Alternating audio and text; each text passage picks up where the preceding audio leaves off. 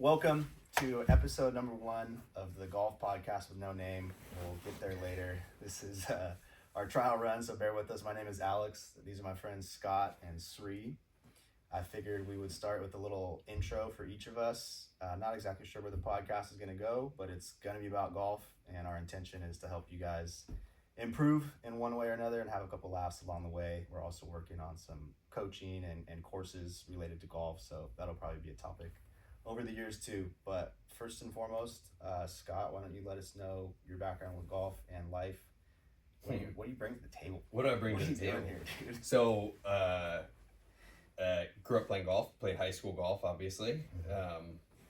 Played college golf at Cal Poly in SLO, and was a solid, I would say, mid-tier player there. And then gave it a stab playing professionally for a couple years.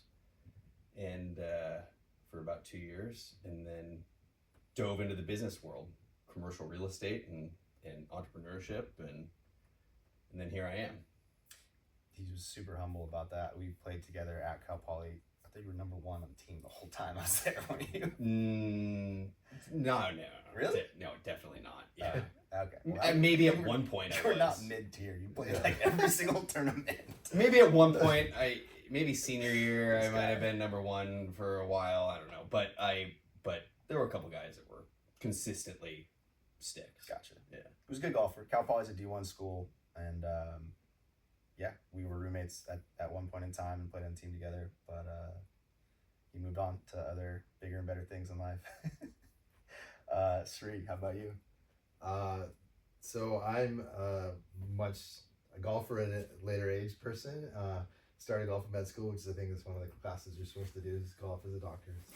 Yes. Cliche, but they say play in med school because that's the last chance you're gonna have to play for a while. Pretty much, yeah, for a while. So I didn't start then, but then off and on, and then I went through a stretch where I played like 3 times a week for 2-3 years. But then I got caught up in other sports, and I basically quit golf. But went back into golf as a business where we had physical therapists and golf instructors working together to get people better at their swing.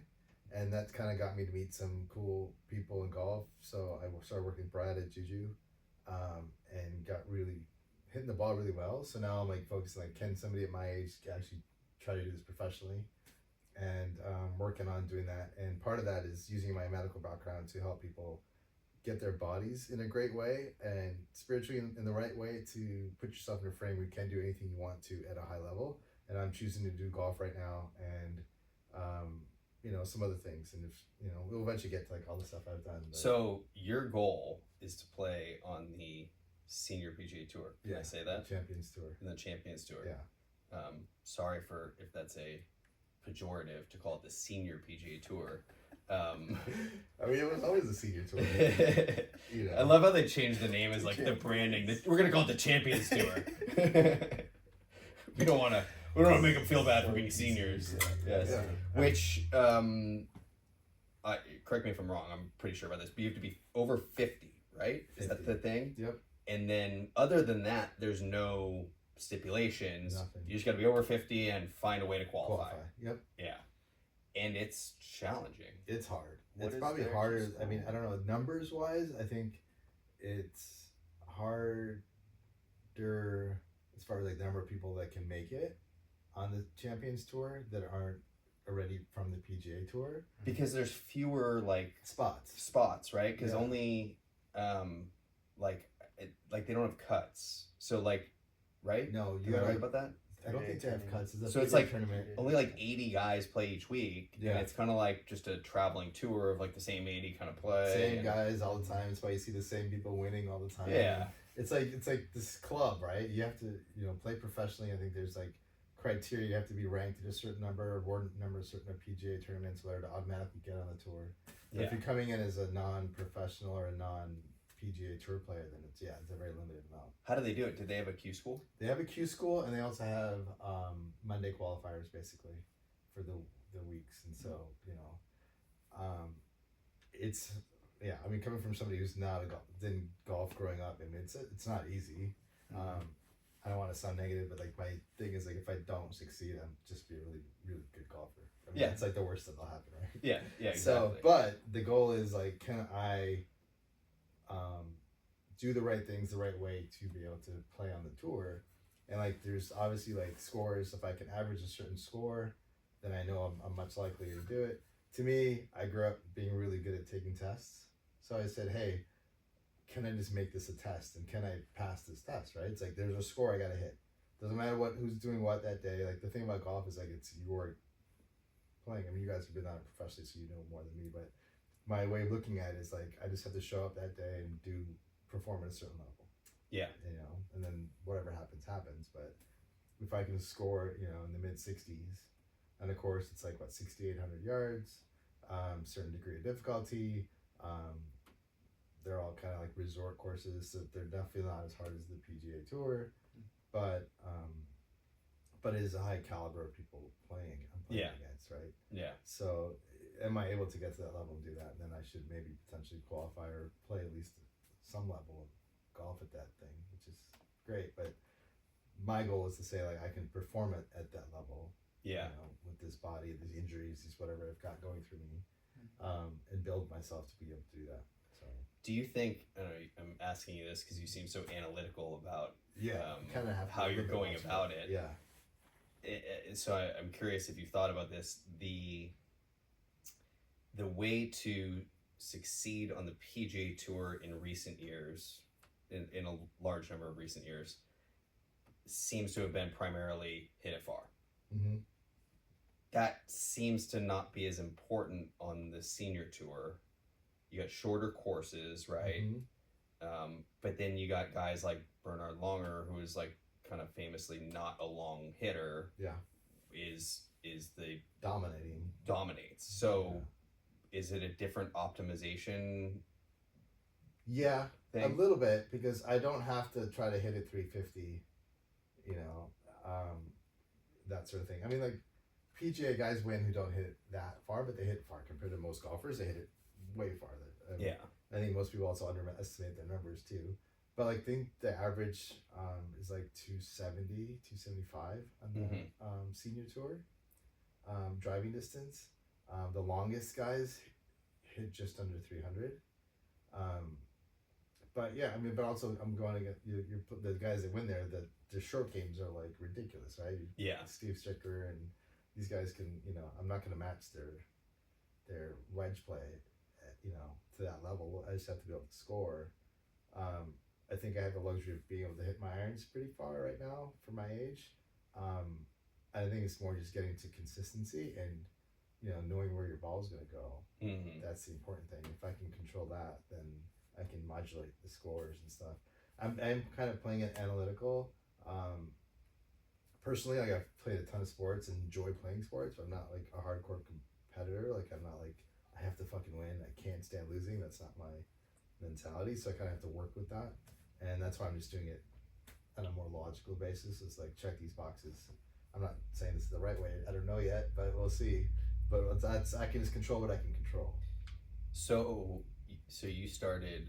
This is turning into like a full-blown interview. We'll get to you in a minute. That's well, good. why don't you go ahead? Yeah, why don't you go? Yeah. Remember your question then. Yeah, Okay. I got it. All right, I'm Alex, and Scott and I were roommates in college, teammates together. After college, we've had some jobs together. Sri and I were just connected through a mutual friend, through our enjoyment of golf, and then more recently, in relation to his journey, trying to become a professional golfer at his level, which is really awesome. And then a little bit of my background was some content creation, storytelling. That was a natural partnership there as well. So the three of us think we all kind of have different angles that could maybe make a fun podcast and content series.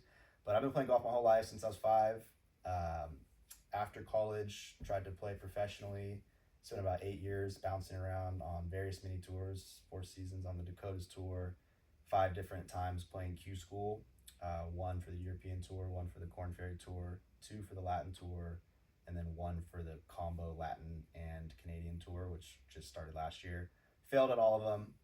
Very minimally successful career, just 3 wins in that entire time span and an unfathomable amount of miscuts. But I did chase the dream, did have a lot of fun, met a lot of awesome people, and worked side jobs during that entire time, catering, caddying, junk hauling, and then The one that stuck was creating content, built a small personal brand over the last few years. I've been able to work with an amazing group of different brand partners, do some travel to different golf destinations and resorts, and even sometimes work with tourism boards to promote golf in different parts of the world. And that's all been really fun and fulfilling, and opened up my mind to the fact that I could still have an ongoing career in golf, not based on how great I am at shooting 65, which is kind of what you have to average to make the PGA Tour. I could do that on the front nine. That's about it. But now it's turned into something that I think is maybe going to be even more fun and impactful, which is this whole content creation, storytelling side of things. So stick around. First few episodes might be a little choppy, but I think the three of us are all pretty unique, and with time, maybe we'll do some cool stuff for you guys. So I'll cut you off with the same humble, the humble downplay that I did, where sure you missed a lot of cuts, but also like I think that you're a really good golfer. I think that there's no shame in missing cuts against people who are like freaks.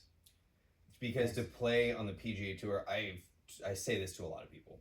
If you're gonna play on the PGA Tour, we'll just call it 150 guys that are on the PGA Tour. Yeah. Like the last number I saw was like 1 billion people in the world play golf to some degree, kind of like, you know, once a year or something like that. That's like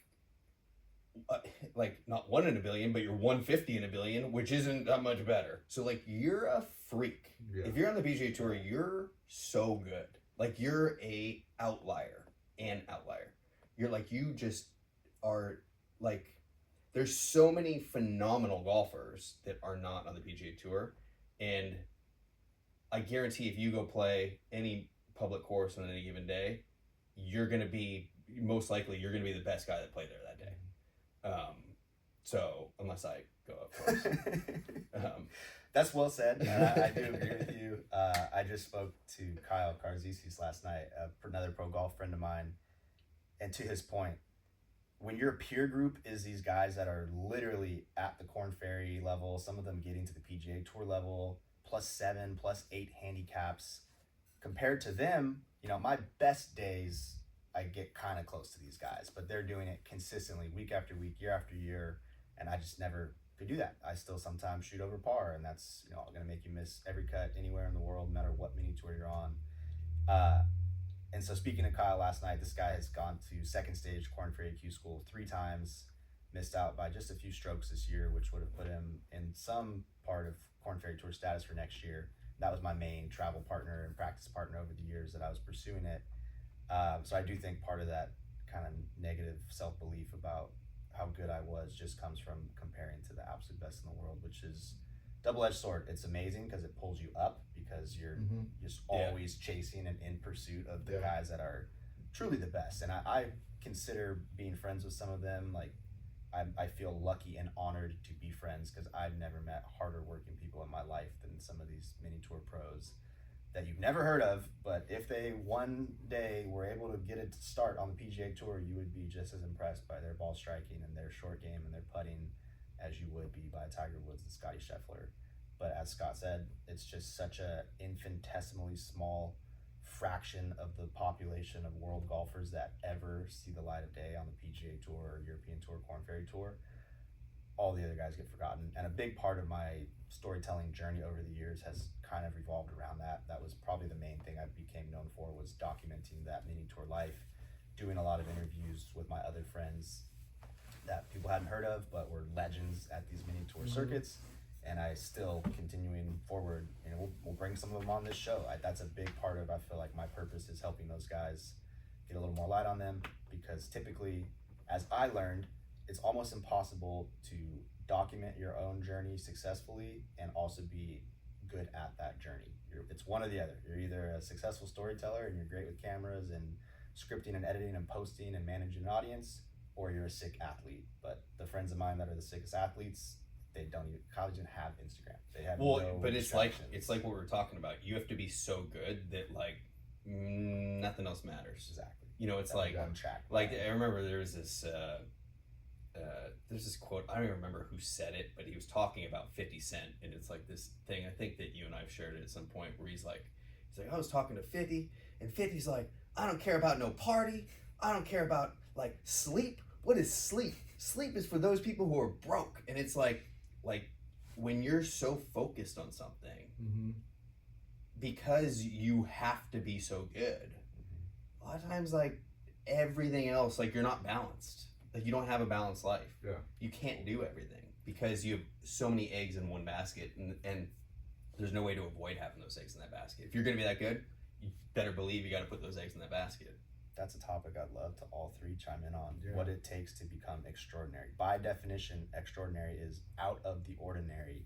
So if you want to be like Tiger or like 50 or any of these killers in their different industries, your life is totally out of whack. Look at Tiger in his prime. Super, like, everything's in one bucket, and then the rest of it he's neglecting. Yeah, and shambles. It's just, you have to weigh in on yourself. What's the most important? And I think as bad as I wanted to be good at golf, I never had that gear in me to like ignore everything else in life. Same. I always cared about friends, family, girlfriends, socializing, and that by definition makes me it's like ordinary. You have to be a human. That's kind of what you need. You can't be that robot. Yeah, I wanted to do that. Was if I had one like reason that I didn't make it, that I could take responsibility for, it would be the fact that like I just wasn't content. Like I spent a lot of hours, I was obsessed with it. I spent so many hours practicing, but I was missing, like there was like a missing piece where like I just wasn't content with my whole identity being, with all my eggs being in that basket. Like I always kind of had like an escape plan. Me too. And I'm gonna I'll tell you a quote. I'm trying to think if I should say who told me this. We can bleep it out if you want. But so yeah, I'll say it and maybe bleep it out or just cut it out. But Max Homa was he was a friend of a friend in college, and like he and I grew up playing junior golf together. So like I kind of knew him, and I'd play with him a number of times. And then one of our college teammates transferred to Cal and played at Cal with Max, became good friends with Max, and we were driving to that mutual friend's birthday party, and I was driving with Max, and I was in the car with him for like 7 hours, and we were talking, and I can't remember, I think it was his senior year or something like that, but he was talking about playing professional golf, and he's like, if I don't make it as a golfer, I don't have a backup plan. I don't know what I'm gonna do. Like, sure, you get a degree from Cal, like, you know. Yeah. And he's a very intelligent guy, so he'll be fine. But like, he's like, yeah, I don't know what I would do. And I was like, I at the same time wanted to be a professional golfer too, and I was like, I don't feel that way. Yeah. Like it was something that like dawned on me where I was like, I do have a backup plan. And I think having a backup plan can be a detriment to your success in a way. I'm not saying that's why he made it. I mean, the guy was also way better than me in college and won NCAAs and like just a great golfer, as we all know now. But I think part of that was the mentality of like, what's that thing like if you, I think it might be from the same 50 Cent thing that I referenced, where like if you're getting your head held underwater, you don't care about anything other than finding a way to get a breath. I think that's Les Brown or somebody's that quote. Yeah. Like Yeah. If you don't have air, you just all you think about is getting air. Yeah. I need to breathe, and it's like having that sort of like back against the wall, like, because I'm a believer in if there's a will, there's a way. And when you really, it's like life or death, or like your back is against the wall, or like you don't have a choice, you just have to do it. I believe in the human spirit's ability to find creative solutions and use your mind to as a method of survival to find a way to accomplish whatever that is. And I think that if you grow up in a way where golf is that thing, I think that or whatever it is, I think that is I think that's why you see a lot of people who grow up poor attribute a lot of their success in life to growing up poor, because they kind of have that in them. and that's why you don't see a lot of people who grow up with big trust funds and cushy lives Yeah. turn that into a tremendous amount of more success. Obviously there's exceptions, but like if we're generalizing, I think that it's that hunger, it's that like it's that if there's a will there's a way type of attitude. And what I'm saying is I was missing that, and I think that I've reflected on that now, but I think that it just takes so much. You have to have it. At your different entry point to golf, both of us, being born with the club in our hands and always dreaming about it and thinking about, high school, college golf versus your upbringing with it, where do you feel like you're at on that scale now of being so totally obsessed and all in with it that it has to work versus you've already had a wonderful life, done so many different things. It's not like I must prove myself as an athlete to be valuable as a human. That's a good question because there was a time where I was obsessed with golf. I have this thing of like I get into one thing and I get obsessed with it, right? Like a golf for 3 years, I was like obsessed playing all the time. Like polo, I did it for like 4 years. I just every day was playing, riding horses, all that I could. Just that's like all I wanted to do. So if I had this access and this ability, the stuff I have now, in the time I was obsessed, I think I'd have been great. Especially I was younger and whatever, all that stuff. But coming in now, just listening to you talk, I'm like, fuck, I am not obsessed enough to do this. I need to make it, because I'm like, and I'm also trying to figure out how to do it with, a relationship, a career, family, like the stuff that not taking away the laser focus. It's like, how can I, but that's also part of like why I'm trying to do it is like, how can I tune it in a way that I make it as efficient as possible, minimum effective dose of like, what can I do bare minimum to make sure I get to that level. So it's going to take a little bit of more tweaking and stuff to do that. But yeah, I do think you need to have some sort of obsession or a need to do it. Like burning the boats, you have to take the island, like all the cliches and the stuff we talk about. But yeah, you need to have that obsession to say, this is the goal I want to hit. Right. And is it something you're willing to sacrifice other stuff for? That's got to be definitely my, of the many challenges, like, is it the focus there? Is this something you have to do? But now I think for, where I'm at now, it's like, I'm not doing it as much, not that I have done this before, but it's like, it's not for me to be a great golfer. It's like, look, I want to show people there's a possibility. That's where I think my role in what I want to do in life now is just to show people there's possibilities that they didn't really think of. What is that? How do you define that? Like the possibility. Like what is that person? Like is it like what is it? It almost seems like it's like a little vengeance in you, where you're like, I want to show people that I can do it. But like what about you is that thing that you're trying to show people they can overcome? Well, like for me, like I've got a ton. Like I played tennis and football. I got injuries from football. I got 2 torn Achilles and a torn ACL. I got hired to be a firefighter because I wanted to do that for a while, but then I tore my Achilles, rehabbed, did all the testing again, got hired again, tore the other Achilles, and it just wasn't like firefighting wasn't the thing. But numerous head injuries. Like a part of me like found myself when I almost died of COVID and like went through a whole change in life at that point. So I do want to share like go through like all like medical tests and stuff. So here's where I'm starting with, right? I'm not like a perfect specimen at this age, and like I'm like I have injuries, I have issues, but here's how I can overcome them. And so I want to show people that that's possible, right? For me, like I've always, for whatever reason, I've been able to do things well. Kind of like at the point where you were talking about how like you're a fucking great golfer, but you're surrounded by people who are like, better, and so you think you're not that good. But like I've been in those worlds where like I've done so many things, but I compare myself to the best in the world at and say like, oh, I'm not that good at that. In reality, I am. But I never took anything to like an elite, like what's the furthest I can take it? And that's kind of what I want to do with golf is say, like, can I take this to what's the highest level I can get with this? And that's one of the pushes for me to do this. And I want people to see like they don't have to be stuck in their cubicle all the time and just they're done like with that. Like, they actually, if they decided they want to do something, they had a hobby or a craving or something they love doing, they'd actually pursue that and not have to just say I'm stuck in this rut, whatever I have to do. like let them create their life. That's kind of what I want to show people is like you can create your own life and get there, and like I can do it even with whatever setback you might or obstacle you can put in front of me, but I can still do it, or at least try to do it, or do it at a very great level.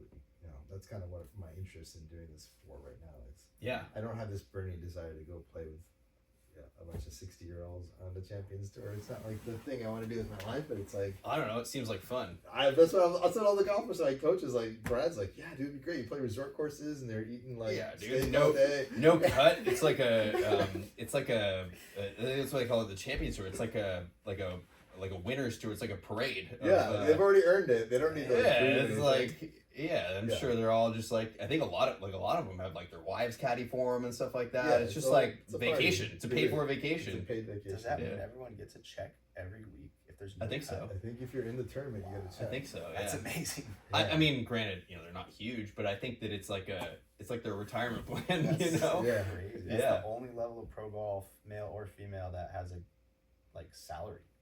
Like other pro sports, you're a pro and you get paid. Golf is the only one where they have no cut because I think they're like we're not gonna ask these guys to grind it out for a cut and be like I didn't make the cut, and then you mope on to the next week, like you and I have done a lot. So how long ago did you set yourself? I think think that's one of the reasons too. I'm not even thinking about doing anything at a younger tour stuff because of the distance and stuff you're talking about, and I think them Monday qualifiers for PGA events, they're shooting low 60s to even have a chance. Somebody lit it up 62 or 61 and they had a 5-person playoff. I'm like, it's crazy. Somebody lights it up always, because you're taking Monday qualifiers now. There's pre-qualifiers, and just to make it through a pre-qualifier is not easy. You got to shoot. Sometimes it's not always crazy, but you gotta. I'm sure very rarely less than 4 or 5 under.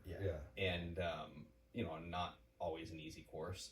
But then to actually make it into an event, you're going low, because then by that point now you got 100 and whatever guys playing in the qualifier, and they only take 3 to 8 spots or whatever on any given week, depending on it. And you take 100 guys, they're great golfers. Maybe they don't have their PGA Tour card, but like we were saying, any given day, any of those guys could beat anybody on the PGA Tour. And it's just about now they take the top 3 or whatever, and all 3 of those guys are lighting it up. They're going out and they're just firing on all cylinders. Somebody just, man, I shot 8 under today and I missed 6 putts inside of 8 feet. It's dude, what? Yeah. It's I made crazy. Everything inside of 10 feet and I still shot 3 over. It's that's how, when you get to the certain levels, that's how it can be, where it's dude, that's so good. It's so good. I remember, I forget who it was, but I remember I played with this guy one day, and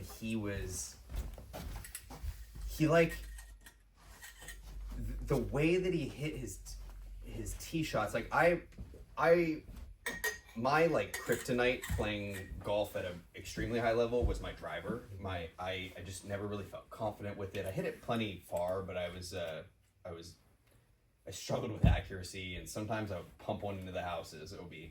But I kind of had this crisis of confidence with my driver, and I remember I played with this guy once. It may have been a Monday qualifier or mini tour event or something like that.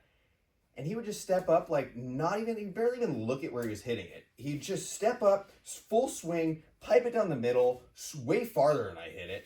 And he didn't miss the center of the fairway all day. Crazy. And I'm struggling to hit the fairway. And I was dude, I was that whole round, I was just watching him. I was just envious, because I'd get up on these tight tee shots and I'd be kind of riddled with anxiety of oh man, don't snap hook one left into the water, so you end up doing this little chicken wing, just not great swing to get it out there, and because I was a great iron player and I was a great putter, so I was if I could just get it into the fairway, then I'm good. I can go from there. But I remember playing with this guy that just stripe show, and he didn't even look at his ball where it was going. It's like Hit it, you just pick up the tee. glance up, hit it, and then just like go, okay, it's good. You know, per usual, it's good. Pick up the tee, and I was like, man, I was like, there's got to be a way. There's got to be a way for me to get like that. Mm-hmm. But he just like, I don't know. I think he was born with it. That fear. But there's guys that good. Sorry for cutting you off. But there's guys that are that good that'll never see the PGA Tour. Yep. That's what's wild. Yeah. It really is. All of the best mini tour players that I ever came into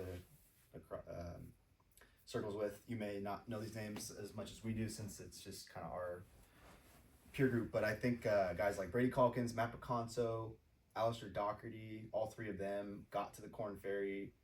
One or two of them are still there. Kyle Karazisis, they all have that same quality you're talking about. I think the driver is actually, maybe putter's more important, but driver is like the second most important club in the bag, and they all have that ability to they're not afraid at all. Because I had that same quality you had of like kind of bunt slicing things when I was scared. My whole swing would change if I was intimidated by the parameters of a hole. And I would ask these guys about it, and they're like, yeah, no, I'm not scared at all. Like, they're really not worried about losing a ball in water or OB. They're just swinging all out at everything. Yeah. And they're never not hitting driver. And you have to be like that if you're going to shoot 8, 9. That's how you shoot 8 and 9 under. Yeah. And I remember when I was playing professionally and towards the end of college, I started working with Brady Riggs as an instructor, and I got connected with him through Brandon Hagee. And Brandon Hagee, I don't know if you know who Brandon Hagee is, but he, I played high school golf with him. He played at Cal with Max, and then he got his PGA Tour card, played the PGA Tour, and was one of the top 3 in driving distance. Not a big guy, probably 5'10", 5'11", and probably get fact checked in the comments, but not like it's not like you look at like Bryson DeChambeau and it's like, dude, this guy's like jacked and like swings so hard. But Brandon just like had a way of hitting it extremely far using mechanical advantage. So I was like, I gotta learn and straight. So I was like, I gotta learn how to do that. So I went to Brady Riggs, who was his coach. And Brady, I go play these mini tour events, play Monday qualifiers, and I, through college a lot, would hit 3 irons off tees because I was not confident with the driver, and I was like, I don't care if I'm hitting 7 iron, another guy's hitting 9 iron or pitching wedge. Like, I need to be in the fairway because I can hit a 7 iron close. And Brady was like, you have to hit drivers. You have to. He goes, I don't care how many you hit OB. Go hit driver because you're never going to be good enough if you don't. Because you just have to have a wedge in your hands. You have to be closer. You have to be able to make birdies. You can't be hitting 7 iron when another guy's hitting pitching wedge because now that guy's got a better chance of hitting it close. And if you look at like the statistics really back that up, where like the proximity to the hole from 130 yards versus 170 yards is way better across all handicaps. So there's just no way around that. And if I could have unlocked that like puzzle, which I really tried at, then I may still be playing golf today for all I know. It's just one of those things, Yeah, I think when you asked about distance from the PGA Tour, I think they were talking about how guys hit drivers, even if they hit in the rough, whatever, they don't care, just want to be as close as they can to the hole. Yeah, you'd rather be in the rough with a pitching wedge than the fairway with a 6 iron. Yeah. I think that a lot of them have that perspective, even with fast greens, even with long rough, because at least you're giving yourself a chance at birdie. And that, that's how they're playing. They're not playing for pars. And I find myself playing for pars a lot, especially on holes where I wasn't comfortable off the tee. And that is good enough to get you to a relatively high level of golf, but it's not good enough to be a freak like you have to be. Yeah. And that's one of those things that's the difference. Good point. And I was reading an article, they were talking to Phil about the difference in the PGA Tour and the Champions Tour, because he's played both. And he said the guys are so good now that they've had to adjust where they put the pins too. Like before, when he was playing, they'd be a lot easier pins. On the Champions Tour? On the PGA Tour. Oh. And now the guys are so good, now they put them like little knolls or on a crown or someplace where it just makes it a lot harder. You don't see as much on TV, but the guys are so good now compared to when he was starting out that they have to, like, with equipment and skill and everything, they have to manipulate where they put in the pins and everything just to make it that much harder. And these guys are still going for the rough because they still know they can still do it. So You know what's crazy? Are there any other sports where they manipulate the rules of the game over time to try to hold people back? Basketball hoop's always been the same height and same size. Football's always been the same length field. Why is golf the only sport where they're constantly manipulating groove regulations? Well, It's lengthening courses, making greens faster. They're like actively trying to punish guys for being too good. I don't think it's that. I think it's they're trying to, like, you've this push pull between the R&D and the club manufacturers and the rules, right? So the technology tries to find all the loopholes in the rules and tries to push the boundaries. And as material sciences have gotten better over the last 30 years, as digital imaging and CAD drawings and design and understanding different composite components of drivers, they're able to, like, go, okay, what are our parameters, and just push the boundaries. And I think that then you end up with the USGA then going like, whoa, you might have gone a little too far with that. And I think that the USGA serves, it's really a beautiful organization, because they do, in a way, like, serve as they're like the judge, jury, executioner of, like, hey, here's what we're going to allow. And they seem to do a pretty good job of, like, hey, at the end of the day, the goal is that this is a game and we want it to be both accessible and fun, but also, like, you can't just show up with, like, a rocket launcher of a you can't just press a button and it goes down the middle of the fairway. So how do we balance that? I actually went, I'm not even sure you know this, when I was doing some consulting for a video game company that was trying to develop a golf educational video game a number of years ago. Wow. And they brought me in as a consultant because they didn't know anything about golf. They got awarded a contract from the USGA to help educate kids through digitally gamifying golf, but also educate them about golf a little bit, about, like, things like physics and stuff like that. It's a very cool idea. So anyway, so they win this contract, but they're like, none of us play golf.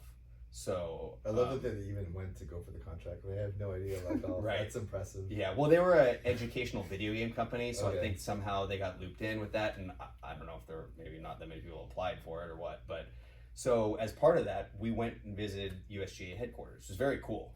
It was actually a really fun experience. We went to USGA headquarters. They gave us a tour of the Iron Byron and how they test all the clubs and their regulations and the parameters and how they go through all of that. And nowadays, this is all, because this was 10, 12 years ago that I did this. Nowadays, you could see a lot of footage on YouTube of this, but at the time, it was kind of like closed door, like secretive.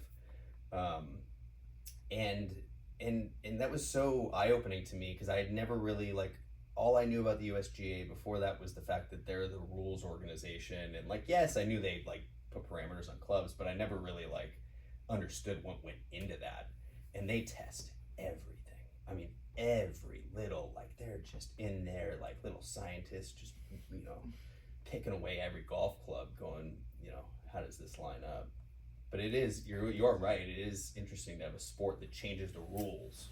Well, it's because I think, like, other sports, you're playing directly against other players, so that kind of evens it out. Yeah. But if you're, like, playing a sport where you can totally have an advantage based on your equipment, then that might adjust it a little differently. Like, I mean, like baseball, you can only use a wooden bat, you can't use aluminum bats and stuff. Yeah. They're talking about maybe extending the 3-point line or whatever, but running, Nike had that shoe. I don't really know the details about it, but I know that Nike had some shoe that they're like, hey, this should be illegal. Swimming did it with the they had that certain, like, seal skin type of thing that they were using in the Olympics, and a bunch of people started breaking world records and stuff, and they were like, hey, maybe we shouldn't allow that. So I think that, like, there's always this tech versus the rules push-pull, and the tech companies, like, it's their job, right? They're trying to, like, give the athlete all the advantage through their products, which they should be doing, but then you do end up with the thing with golf, the problem is they're impacting the guys who just want to play for fun. Yeah. It's like if you're not playing PGA or college or whatever, you just want to go hit the ball farther. Just let them have a club that lets you hit it farther. Who cares? Right. And then regular. That's like baseball. Like I can get a aluminum bat and hit farther than I can the wind bat. Let the pros use the wind bats. They regulate, and let me use my aluminum bat and hit as far as I want. Do you think? I'll ask both of you guys. Do you think there should be different rules for amateur golfers than professional golfers? And if so, what rules?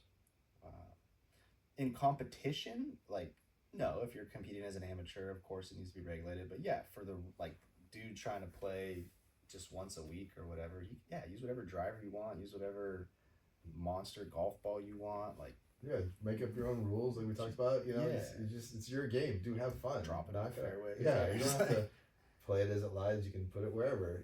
I had a friend of mine. She would play and she would hit the ball and then bring your tee out and tee it in the fairway or in the rough on a tee and hit it. I'm like 100% do that every single time. Who cares? Yeah. If you're like not in competition, or you're not betting with somebody, then no one cares. Yeah. Have fun. That's the point.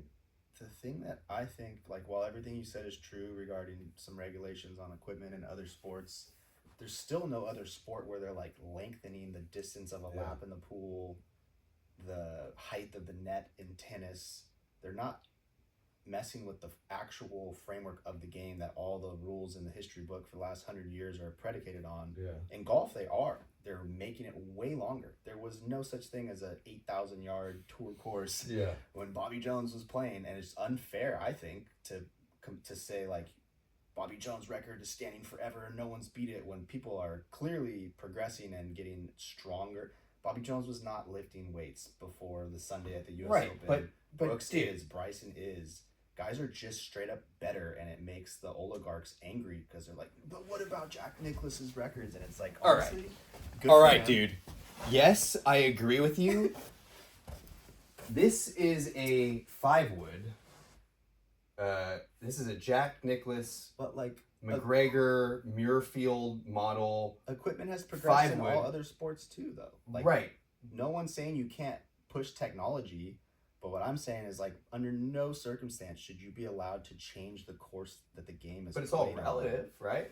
Don't you think? Making greens 15 stamp, putting pins 2 feet from the edge of the So green, you think there should be some sort of consistency across I'm years? sitting here thinking dude, Tiger could have had 30 majors if you guys weren't fucking with the courses the whole time. The Tiger effect, people trying to Tiger-proof courses. Yeah. Did anyone ever Babe Ruth a baseball field? But it's still all relative. We're gonna make it further. Golf course. You're right, though. It is relative, meaning that, everybody plays the same course. Everyone plays the same course, so technically your win percentage should be the same, but the dominance of which you're setting records, like shooting 40 under versus 20, that is being toyed with by the USGA. But golf, though, there's a cap at how well you can score, right? What the best score you can get in a golf course is 18. In theory. Yeah. In theory, right? Yeah, in theory. So if the guys get so good that everyone's shooting 18, what do you do? It's a playoff every time. Maybe I don't know. It's no, interesting I how agree that's with sparked me a little. Yeah, you got fired up. I like it though. I like it.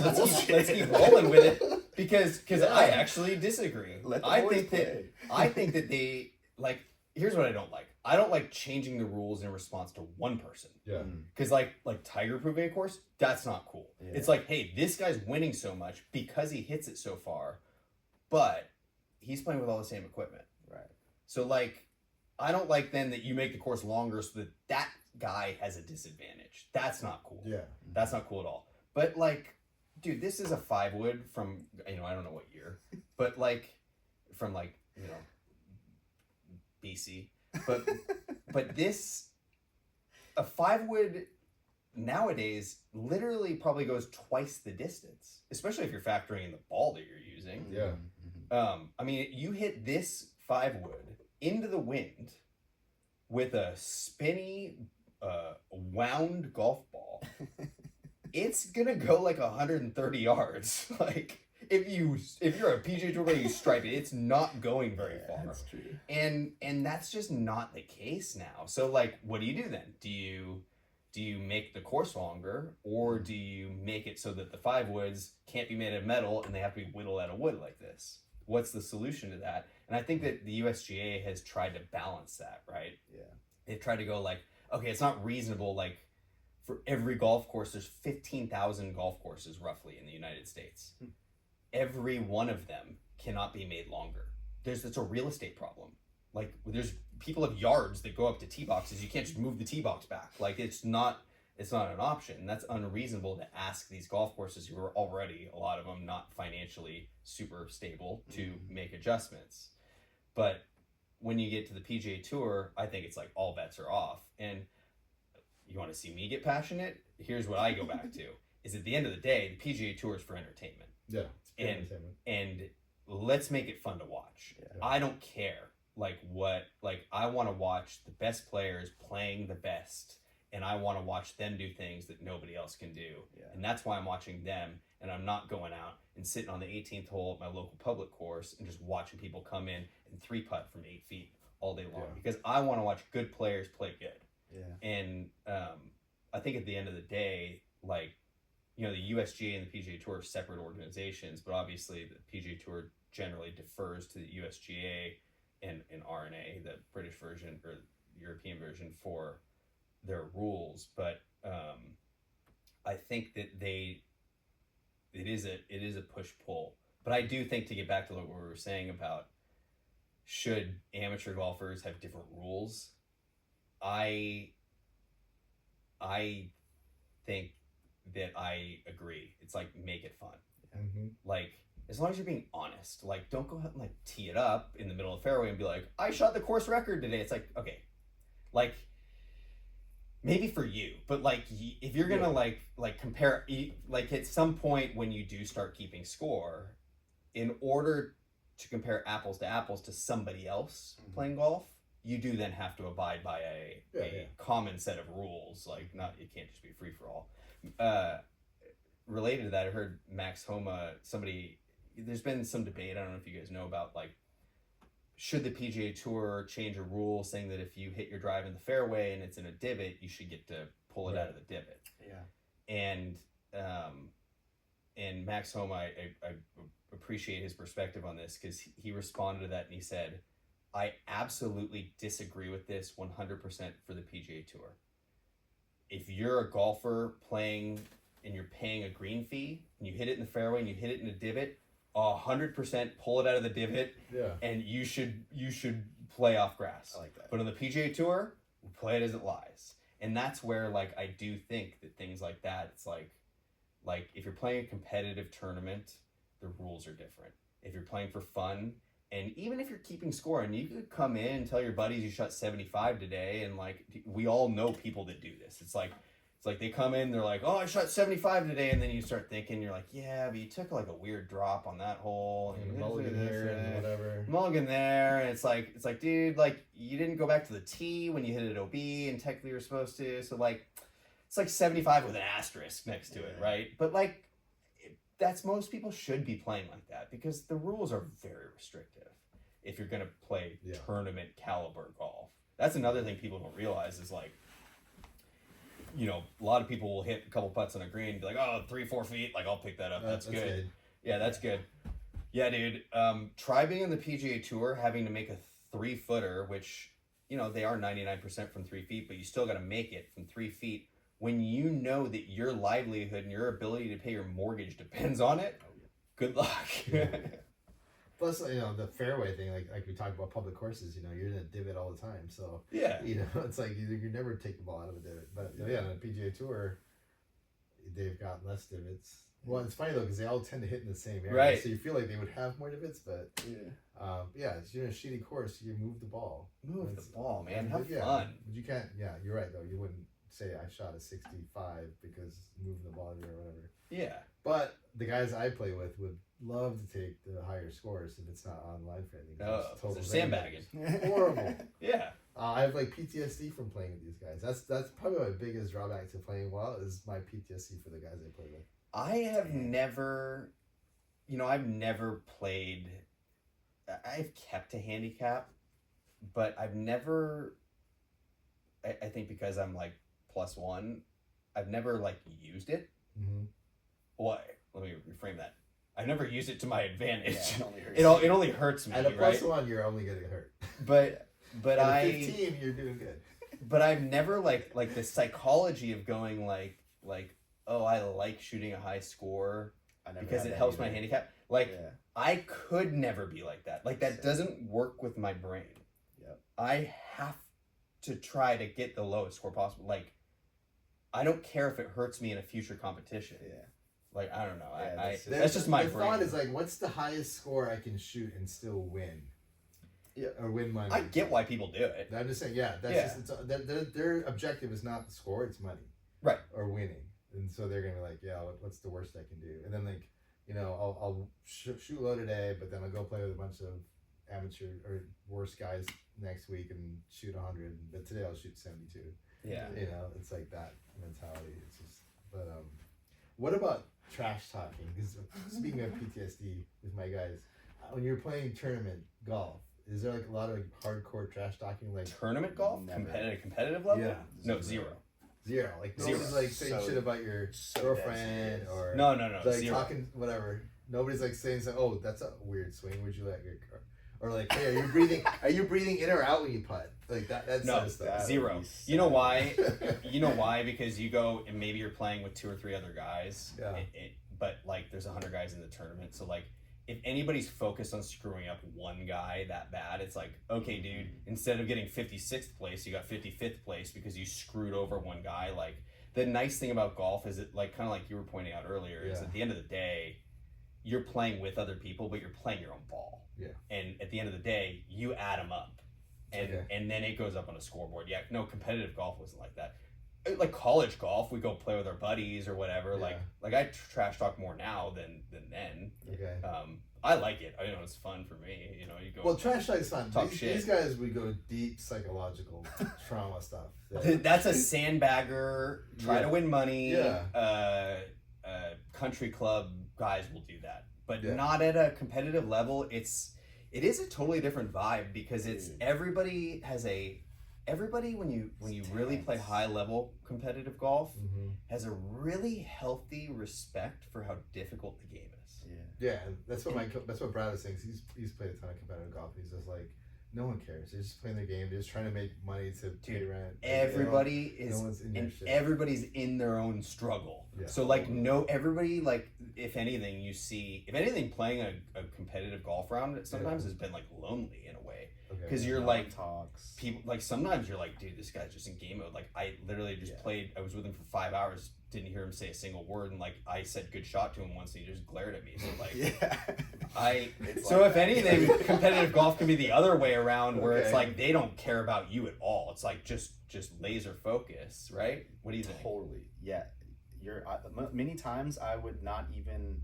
So, there were times where I didn't remember the name of the guy I played with. Yeah. My dad would be like, "How'd the guys that you shoot or play with shoot?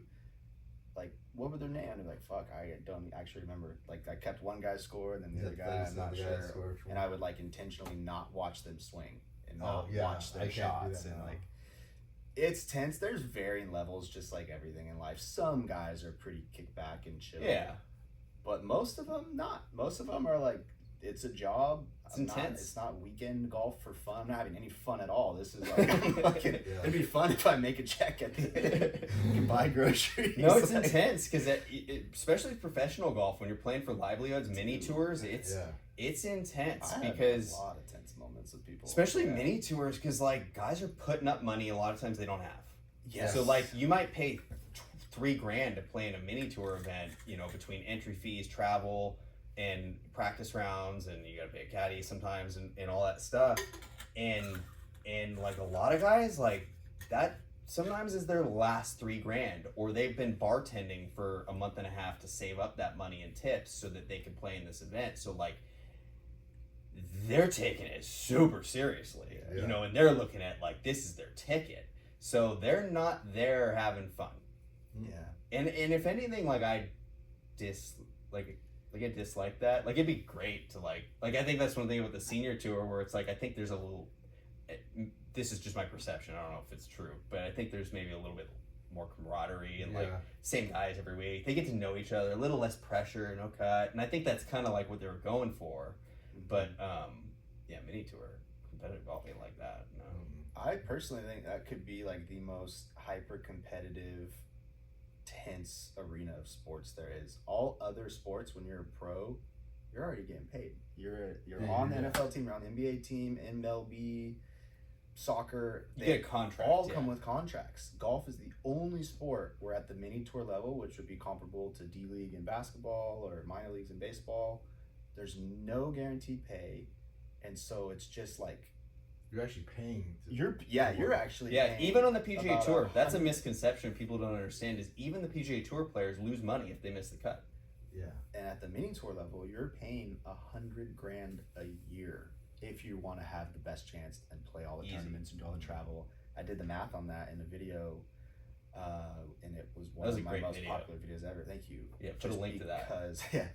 Because no one even had a clue that would be. Yeah. No. It didn't. It sounds. I think I'm embellishing when I say it until I do the math on paper. I'm like, oh, that's actually a low side estimate. It's unbelievable how expensive it is, and I think that's why no one's having fun. Everyone is stressed out of their mind because most people don't have an extra 6 figures a year to chase it.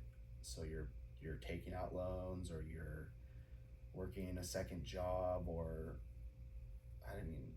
for me it was making content, which I never got to that level of funding for. But anyway, golf is tough, man. Because I get a lot of people saying when I tell them what I'm doing, like, oh my god, I would love to just be golfing all day every day. They think it's a cakewalk. Yeah, it's just fun to golf. But yeah, when you're doing it for fun on the weekend, it's one thing versus golf for work. Yeah, totally. To pay rent. Yeah, and I don't want to like paint such a negative picture on it. Like it's not like it's miserable, but it definitely, like I heard somebody say, if you want to ruin a hobby, start doing it for money. Yeah, and there's an element of that because now there's like an added level of pressure. There's a like a different level of expectation that both like you put on yourself and external world can put on you to varying degrees, and there's just like anytime you put all your eggs in one basket, like it's all your eggs. It's all your eggs. On the flip side of this, we were here maybe 10 minutes ago talking about, you're like, the point of the PGA Tour is for it to be fun. I want to be entertained. Oh, yeah. There's so much going on right now. People trying to make golf more fun. There's TGL, the Golf League.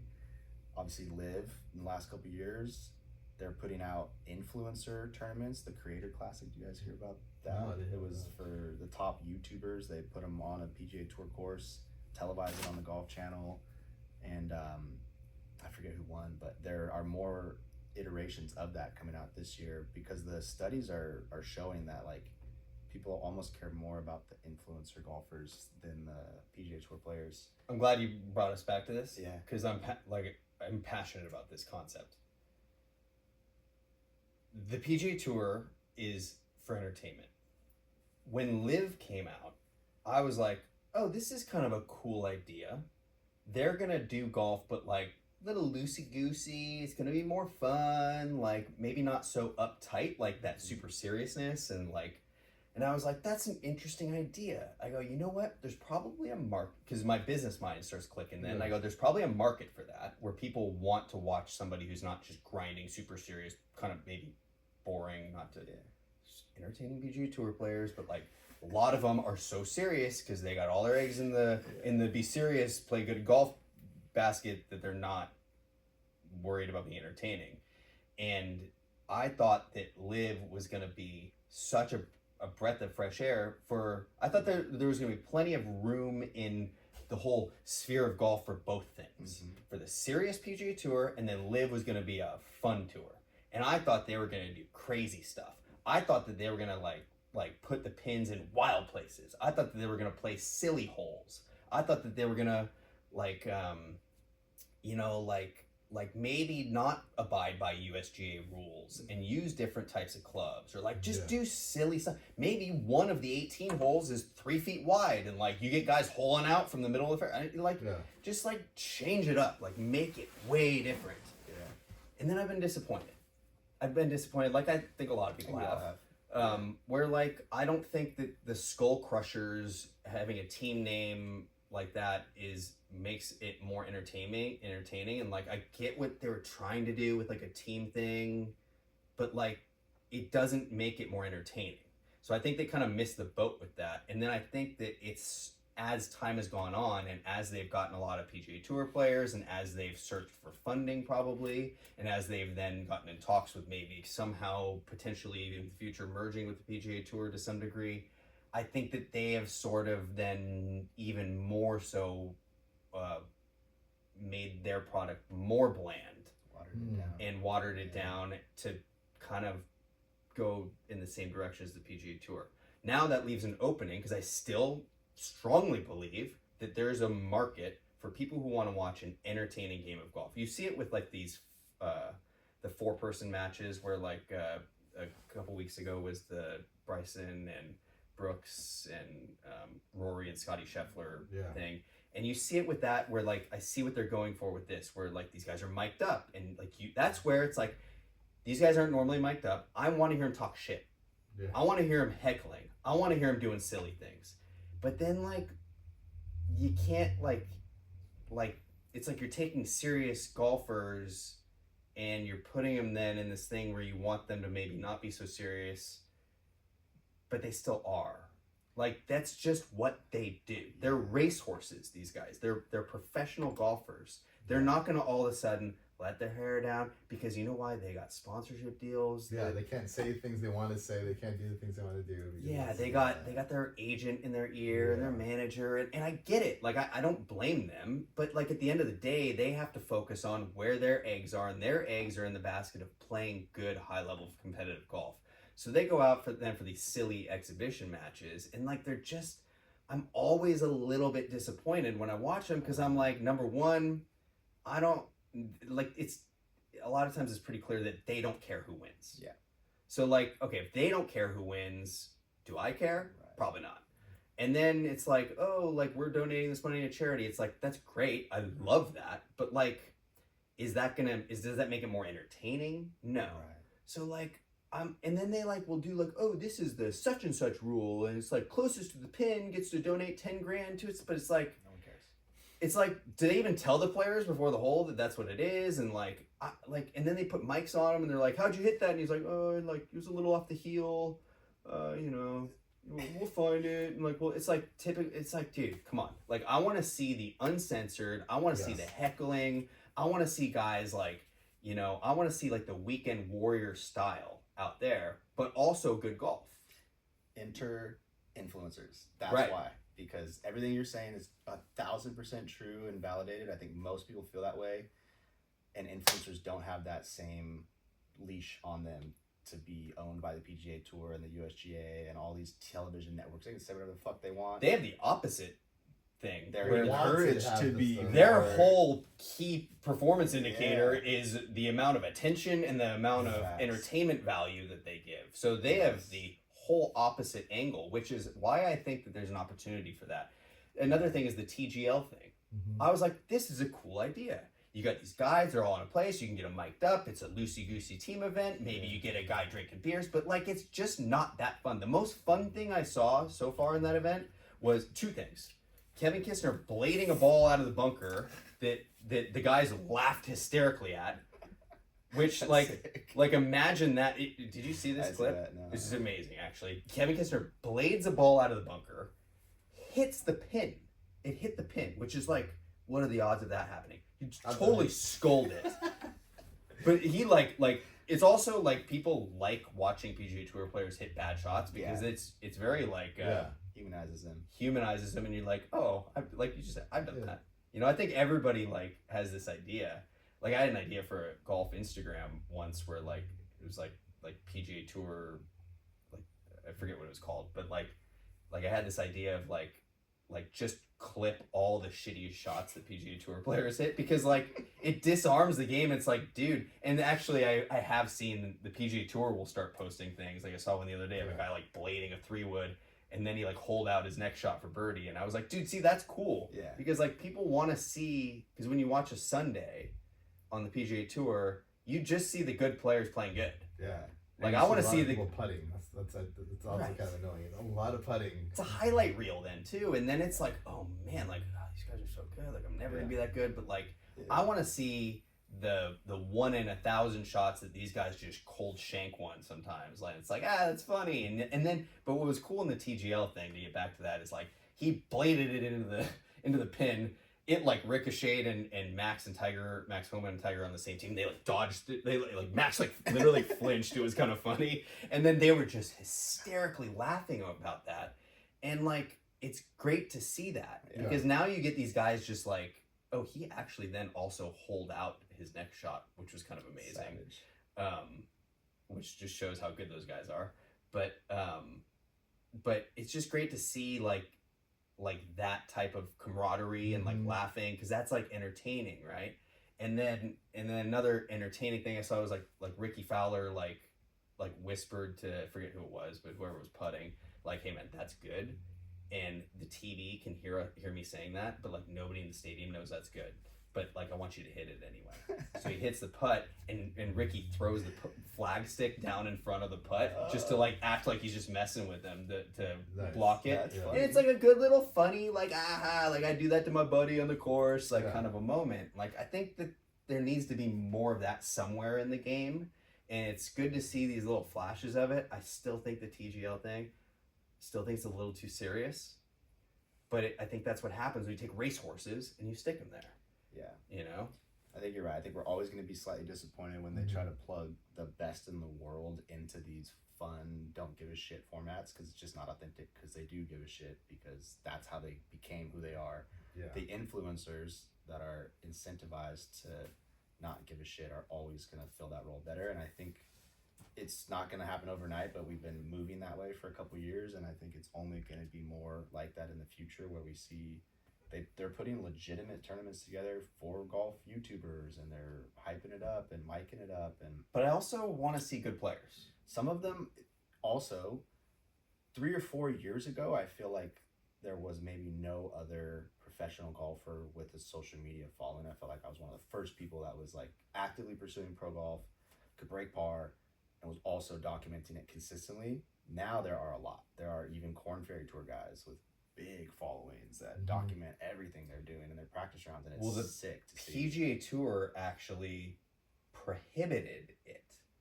Really? Yeah, and that was a big part of Live and like Bryson like has been outspoken about this, about how now that he's on Live, he has the freedom to even have a YouTube channel. Tour players are prohibited from what? YouTube? Something, I don't know the exact details of it. Like, there was something about like they couldn't show clips of them playing on the tour without they didn't have the consent. They got that legal. Yeah, they couldn't profit off of their name, likeness, and it's like that the intellectual property, copyright stuff that like, you know, lawyers hammer out, but like it was stuck in the era of broadcast rights and stuff like that, and pre-social media being like a legit way to promote a game or promote something like a tour, like the PGA Tour. They didn't want guys, basically it was like, you know, you get NBC signs these, you know, tens or hundreds sometimes of $1 million contracts, and their whole thing is like, we use our video cameras, our staff, this is on our channels for our advertising revenue, and then these players are just going to go put it on their own Instagram and they're going to profit off of it. That's not cool. I get why it kind of, they got stuck in this trap of it had to be like that, but like it is time to move on. You know. Yeah, I like the idea of the influencers getting to play, and like it'd be kind of fun even just to watch guys like trick shot guys hitting shots and doing stuff like that versus for sure. But they even opened up a tour qualifier, I think at Myrtle Beach, for golf YouTubers. They made like a specific little 16-man tournament, and somebody got in, a PGA Tour event that was not a tour player, had no like legitimate qualifier. Separate Monday qualifier? Yep, just for YouTubers. I don't remember who got in, but I mean there are good players. There are a lot of pro golfer YouTubers now that just aren't on Korn Ferry or above, but are trying to get there, and I think there's a huge demand because these people have real loyal followings. I don't know that anyone on the PGA Tour has a loyal following. How much do you know the guys? You don't ever hear them talk. You just they're a robot hitting 6 shots, but you're not emotionally invested in them for the most part. A few exceptions here and there, but Yeah, I think Bryson has, I mean, obviously Now. not on the PGA Tour, he's on Yeah. Live, through his own YouTube channel and his own social media has Totally. gone like, hey, why can't I do this? He went from like a hated guy to a loved guy. Yeah, Loved but guy. I think it's been a good case study of like, hey guys, like maybe loosen up a little bit. Yeah. Like, They don't let's have, have some they don't fun. have the forethought to like say like this is because if you have more guys where people love watching them, know their history, their life, they're gonna be more invested in watching it on Sunday. Yeah. Than if it's just like you said, like a robot, a guy just playing. So Mhm. I don't think they had the forethought. They're like, oh no, this is my property. I can't share it with you. You can't use it. Whereas like other people are like, yeah, put everything. I don't care. Just expose them to my stuff. Like if you Yeah. look at- That's like the and then new they way grow. of media, it seems like, where it's like all ships rise with the attention because there's so much out there that like the louder of a voice that our people under our umbrella have, it's just better for everybody. Mm-hmm. Like before, remember like when there were tons of memes and like the studios like, oh, you can't use that clip of this show for a meme because it's my clip. Yeah. But now it's like, no, use it, because the more I see people watching memes from The Office or Simpsons or whatever, it just builds up the brand of the show and more people want to watch it. So you just it helps it stand out from the noise. You know, and you know, I get it. You know, I get why all the leagues have had similar things, and the PGA Tour was just kind of like that. But I think the PGA Tour players also had a legitimate gripe where they were like, look, we're individuals. Like we're not like, we don't have a contract with a team, so you make a silent contract with the PGA Tour, and if like we violate these kind of seemingly arbitrary terms, then we can't play in the PGA. Like, it just seemed kind of weird. A lot of people don't know this too. Every PGA Tour, let me rewind. Most PGA Tour events have sponsors exemptions. This was a really big thing, like maybe let's say 20 years ago, where if you get like the American Express Championship, American Express being the putting up a lot of money and putting their name behind an event, they gave the PGA Tour turned around and gave them the power to select a certain number of people to play in the tournament, like full blown, like you get to compete in the tournament. So they would choose people like that were maybe a little bit more entertaining. Like John Daly was an example of a guy who, even maybe after his prime, he had lost his PGA Tour card at one point, but would still get sponsors exemptions to play in these events because he was entertaining. Because they knew that he would bring a crowd, and if somehow he can play well that week, then like it'll improve the ratings. Well, that's a great example of like, that's all you're going for at the end of the day anyway. They've kind of peeled back, my understanding is that they peeled back sponsor exemptions a little bit on the PGA Tour to try to make it a little bit more of a you got to earn your way in. And I think I don't know whether that's good or bad, but it is kind of along those lines of like, hey, let's just get the most entertaining people here that people are going to want to watch. It's kind of That's like they were pissed. I caddied actually at the web.com thing, and Steph Curry was playing in the tournament. And people were like pissed off that he got a spot, and they're like, why? He gets to play, and more people come watch. You know, they want to watch somebody that's famous than somebody else play. And that's better for everybody. Yeah. It's better for every other of the 149 players that play that week. Is better for them if Steph Curry plays. But the problem is that there's a lot of guys that think that they are the 150th player that should be playing in that tournament, and Steph Curry's taking their spot simply because he's famous. Which, you know what? They're right. But like you said, it's entertainment. Yeah. So it's you got to know the game you're playing. Yeah. You know, and that's the game they're playing. Let's, if you don't mind, let's reel it back a little bit to what we've called Suck Less Golf. So the three of us came together under this concept that we're all, that we all have three kind of unique backgrounds and unique game perspectives, and we really wanted to come together under the premise of making golf more accessible for people who are not necessarily great at golf, have never played golf, and also not just more accessible, but more inviting, like more of like a, like let's lower the barrier to entry. I know it's another way of saying more accessible, but I think that you know, the three of us are each passionate about this whole concept of like golf doesn't need to be so serious all the time. especially if you're not trying to play in the PGA Tour. Mm-hmm. So to along those lines, Sri, I'm actually very curious, and I've kind of asked you in the past in other conversations we've had, but when you decided to play golf competitively again, where were you at your game, and where did you start at that point? So like what was your experience? What made you kind of make a decision of I want to do this competitively, and then what did you do from there? Okay, so I guess, like I said, I started my mid-20s. Maybe I hit some balls here and there before, but like basically like where I would go play twice in a week, mid-20s. Then I moved to LA, and then golf was just kind of hard, so I play every once in a while to get to play here. And then probably my mid-30s, late 30s. I have to do the math, but somewhere around the 40, I started playing like every, like 2-3 times a week at least. But just for fun, fun, betting with my sandbagger friends. Yeah, and all that stuff. Yeah, but you weren't looking to play in tournaments at a competitive. No, I played. I started playing in some of the Golf Channel amateur tournaments. They go by tiers. Yeah. So I would play in the 18 to 20 handicap bracket, and that was fun. And then I got better, and then I played the next tier down, and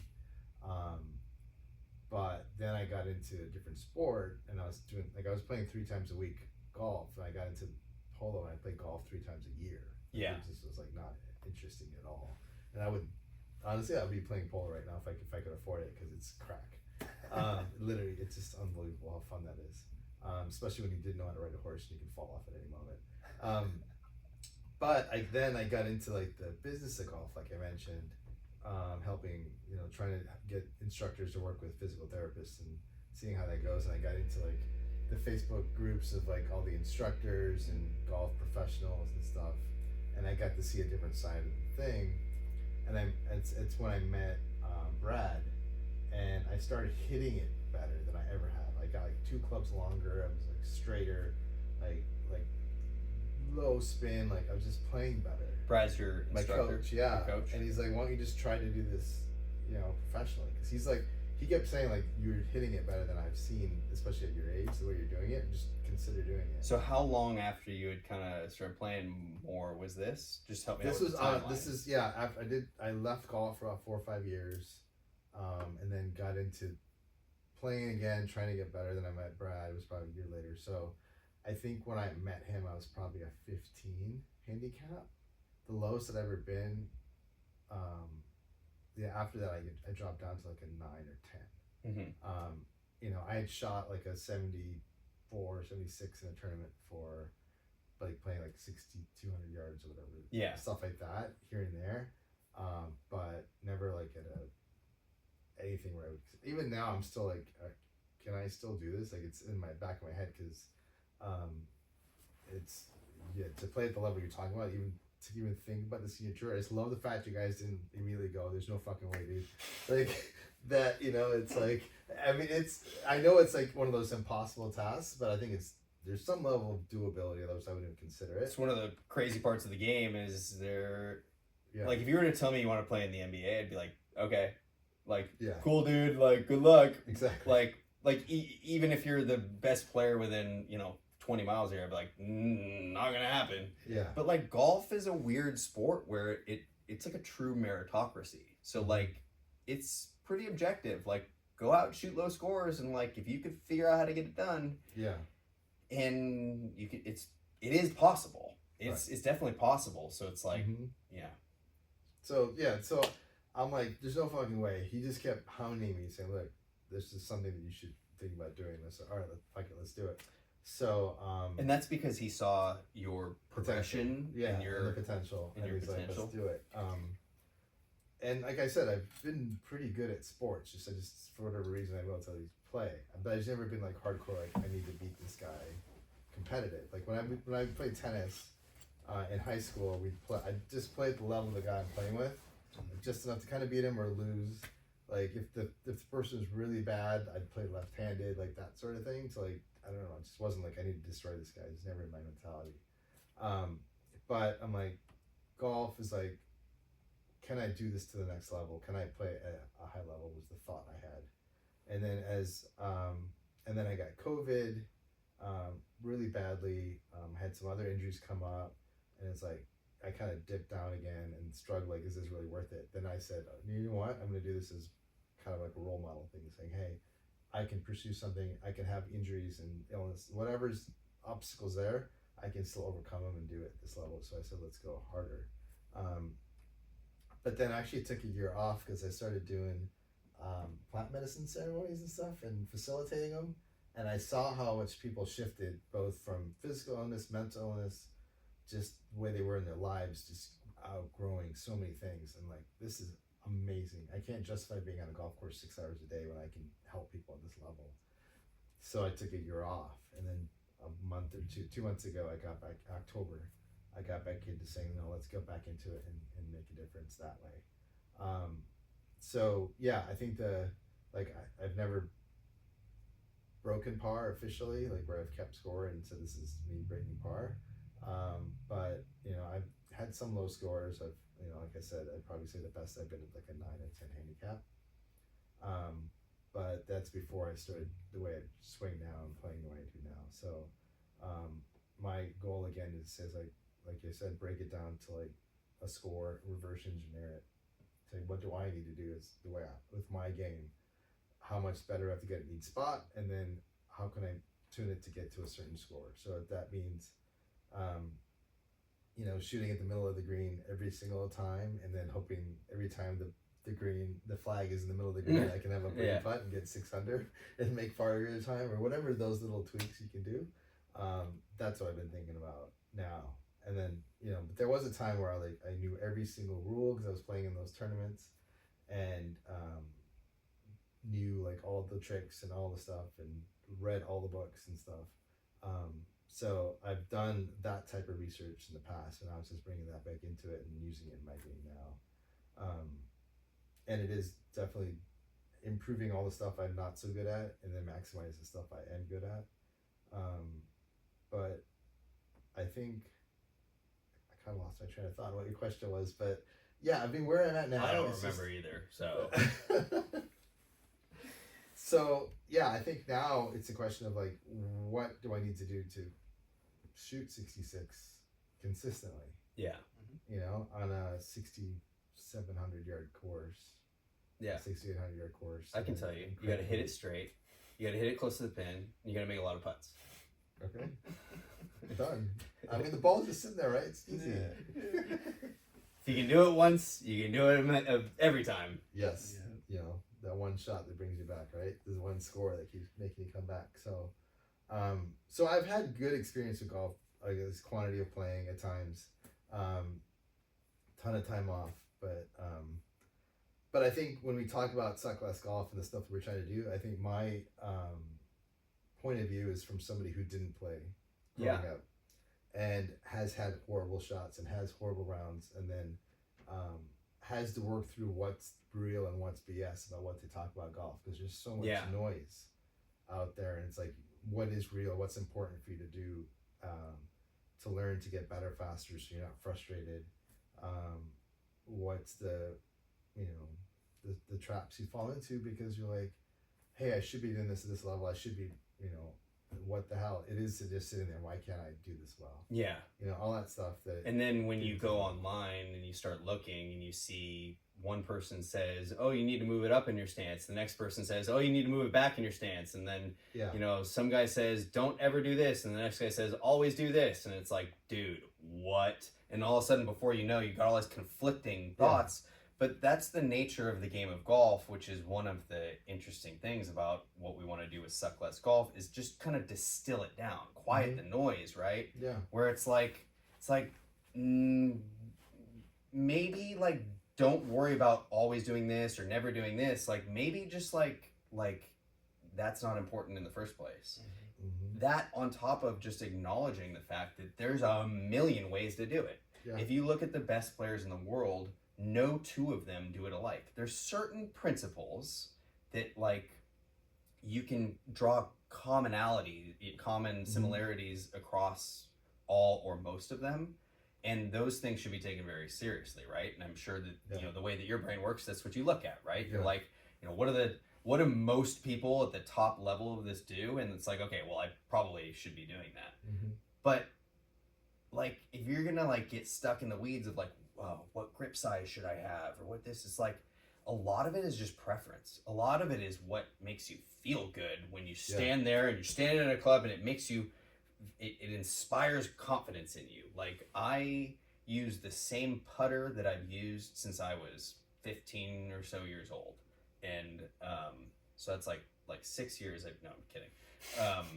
But like I just have thousands and thousands and thousands, probably hundreds of thousands of putts I've hit with this putter that like when I use another putter, I'm like, I don't like this.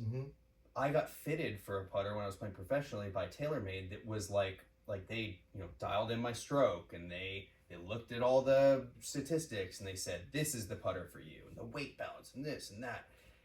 And I looked at it, I used it a little bit, and I just never felt as good with it. I didn't putt as well with it, and that's a lot of it. That's a lot of golf, is like, who cares what the stats say? Like, what do you feel good with in your hand?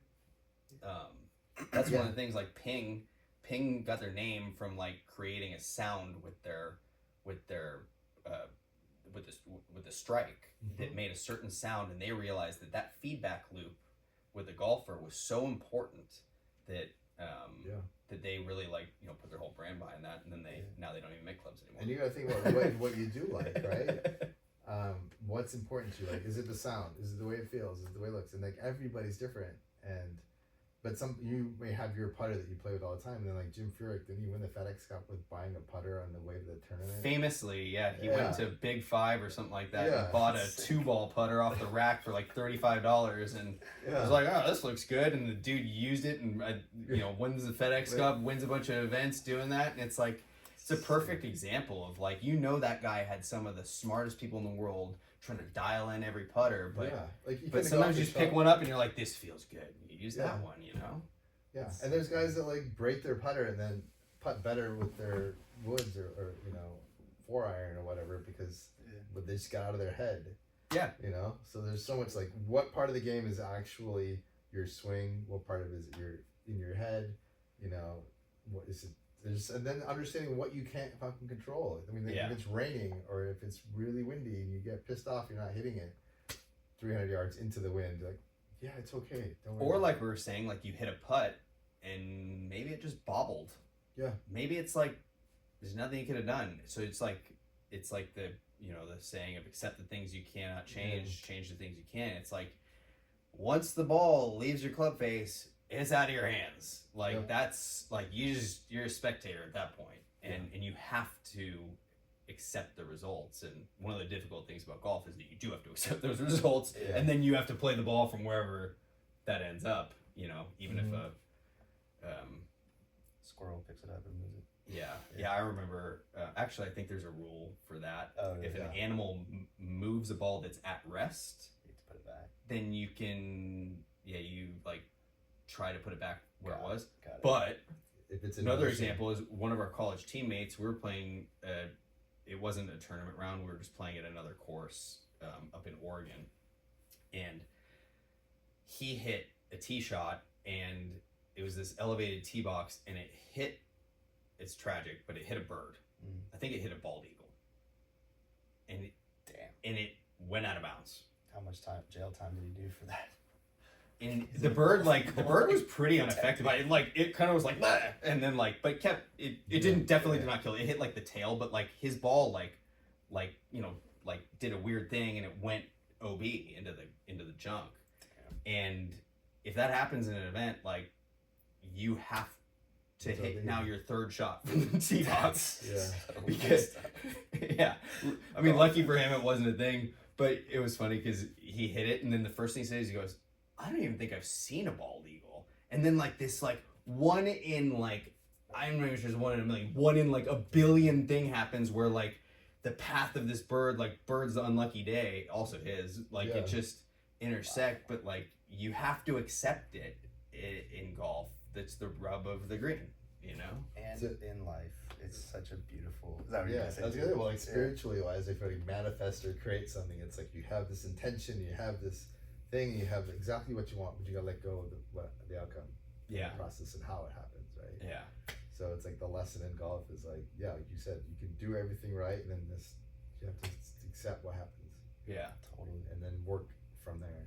You know, it's definitely So a conversation for a different day. Yeah. But because we could go on for hours and hours about that, but like the whole like getting into a flow and you know, I think that we've all experienced that in golf, I'm sure, but you know, kind of you see it in other things in life too, where you get into the zone, and I think that everybody's always looking to find a way to, but it's almost one of those weird things where the harder you try to do it, the less likely it is to happen. So it's really like a symptom of just being a true expert at it, where you can let go of the part of your brain that tries and just let it happen.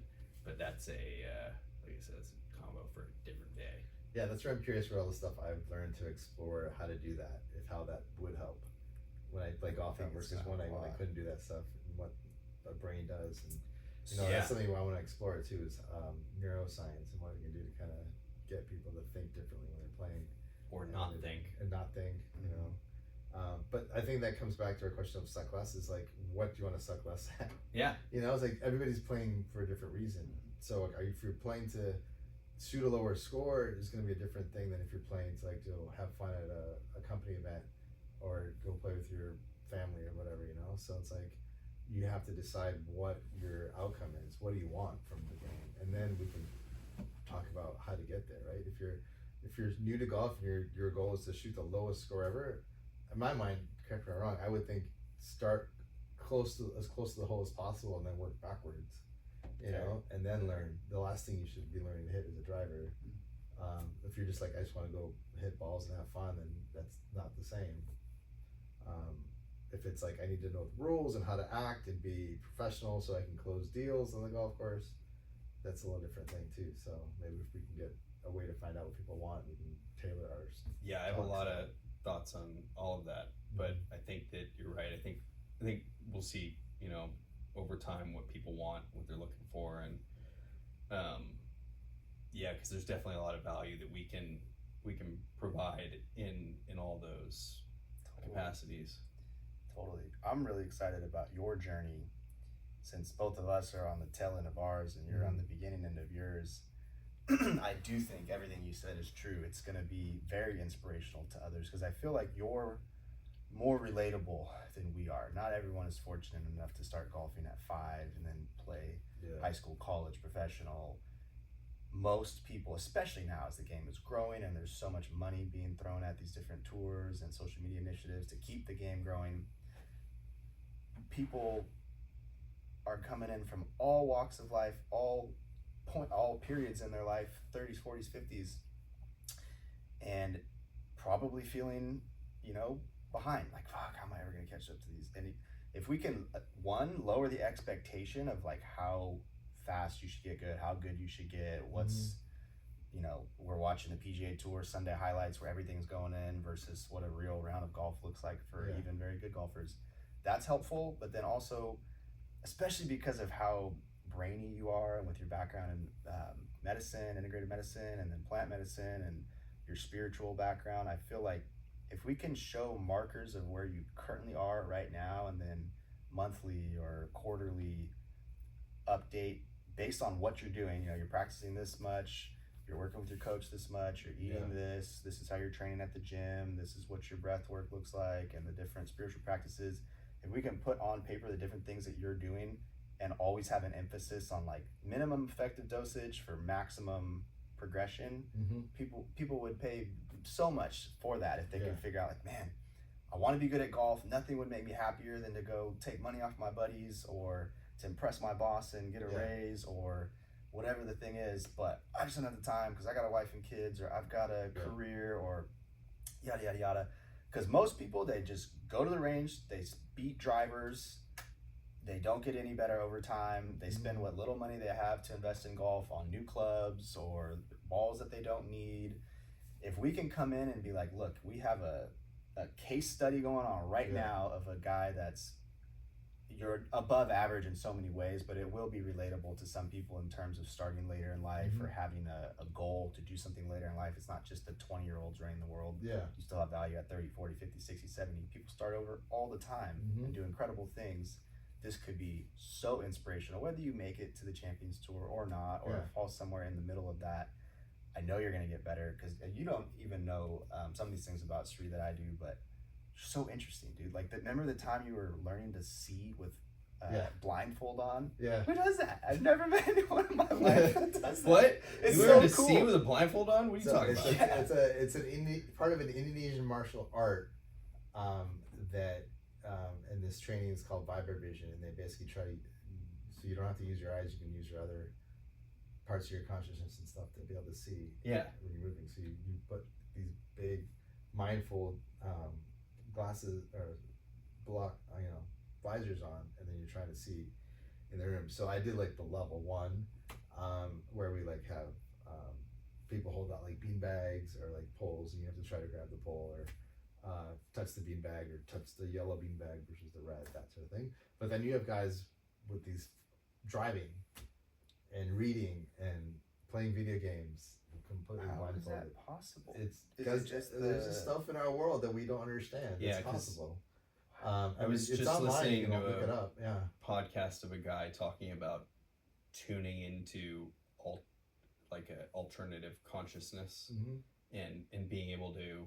He was talking about a study of blindfold and not guessing, but like knowing what numbers are in front of the person, and how it's kind of like what we're saying, like the harder you try, it's almost like that it turns off this intuitive side of your brain and turns on the more logical side of your brain. That logical side of your brain doesn't allow you to tune into then the other forms of consciousness that allow you to then be in the zone or see through a blindfold. So I think I am very interested in your perspective, having some experience with these things, and just to see how they intersect with golf, because I do really think that there's a lot of principles that overlap with your background and especially you're like, golf's so hard because like we were saying, there's so much to know, but then when you go play golf, you kind of have to forget it all. And it's an intuitive sport. You're just acting. The less thinking, the better. Yeah, and you got to play the game, and so you gotta. That's where the saying of getting out of your own way and all that stuff comes in. And anybody who's played golf knows what getting in your way means. Yeah. And it's usually tied to thinking too much. It's tied to fears, anxieties, past, the future, and it's not tied to just the task at hand. And but at the same time, sometimes the harder you try to focus on what you're doing, the worse that is, because you're almost diverting more of your energy to the part of your brain that thinks, and you're like, I have to, you're just holding on so tight, you're white knuckling it, where sometimes letting go a little bit can help you perform better. It's also about how you think and the way you're thinking to do it the right way. Like you said, you can we'll call it left brain, right brain, very much analytical thoughts, which does not work into like the body, right? So I think we're starting to see the way the world works in a much different way. It's starting to creep in, and that's why it's something like seeing with your eyes closed. It's coming more. There's always going to be people like, this is not possible, it's not real, but that's like science. It's like, actually, is it real? Test it. Let's see. And we're coming to new ways of thinking, new ways our bodies work, and that's where I've been playing in the last few years. And it is kind of fun to say, like, let's do it in something that's more relatable to people, and that's golf, Yeah.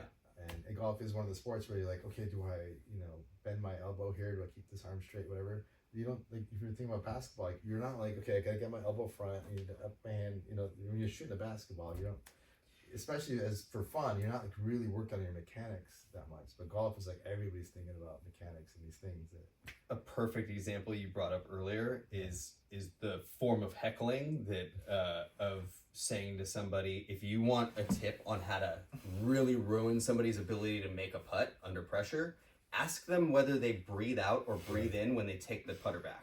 Yeah. Your head explodes because it's like, I've never thought of that. But then all of a sudden you can't not think of it because it's been, your attention has been called to it. So you can't, like, it's so hard then to not think of that. And when you think of that, you have that now gone into the thinking part of your brain, which inhibits your ability to perform in that circumstance and make these very fine motor movements that are required to sink a putt. And I'm always fascinated by how such a simple question that just takes you out of what you do automatically and puts it into the thinking brain can ruin your ability to play golf. Because the reason that's fascinating is because the opposite is also true. If you can find a way to inhibit that part of the brain, or that's not the right way of thinking of it because it's also trying to, but like just really channel the part where this just flows, that's where true excellence, that's like where now all of the practice that you put in the background, all the thinking, all the reading, all the learning, all that stuff that you put in the background can really be maximized to its best performance when you are able to then channel all of that through one funnel that is your, now whatever you want to call it, left brain, right brain, subconscious part where you're now not thinking. And that's where like the magic of like playing good golf happens, and I've done that once.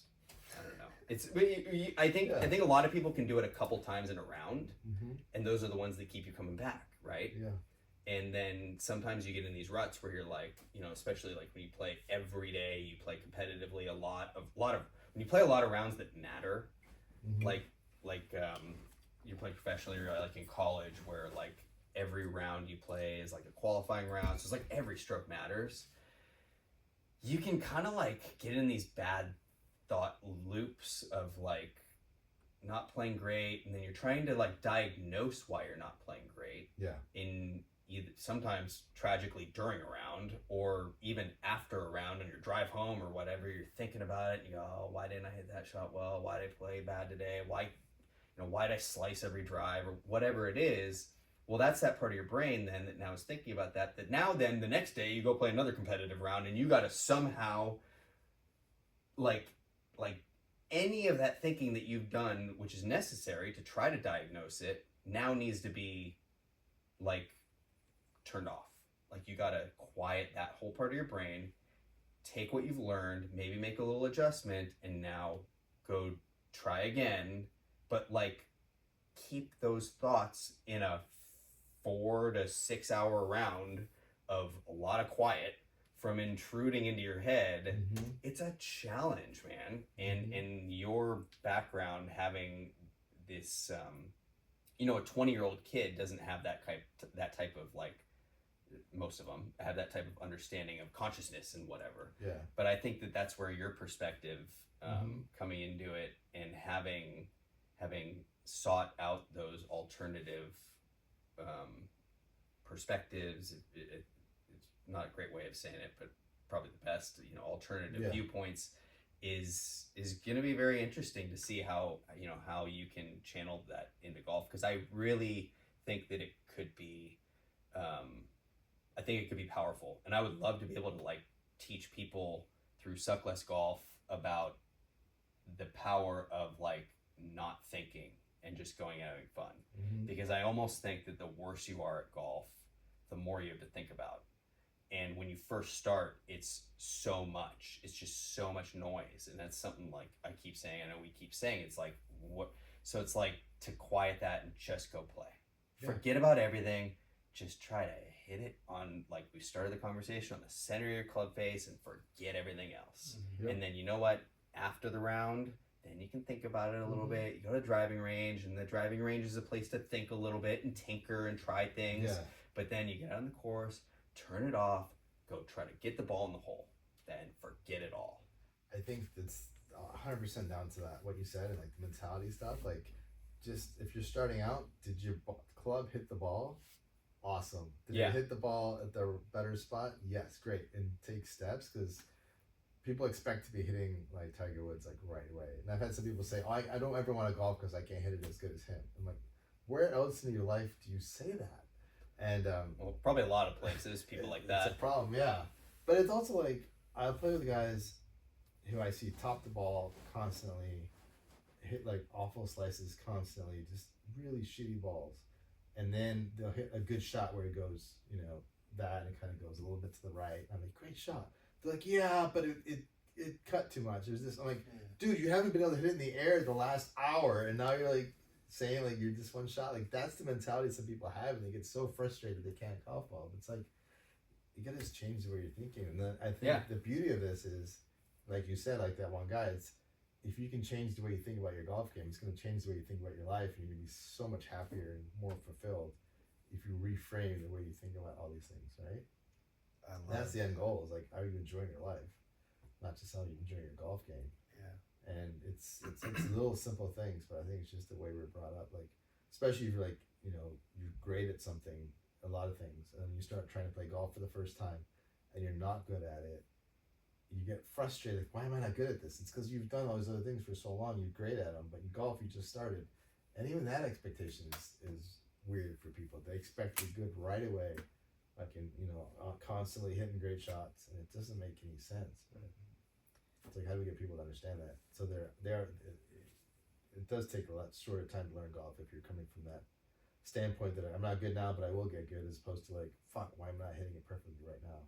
Yeah, I think that the main thesis of that is like playing good golf is very fun, and you play good golf when you're having fun. Mm-hmm. So I think that to the extent that you can control your ability to have fun while you play the game, it only improves your chances of playing better.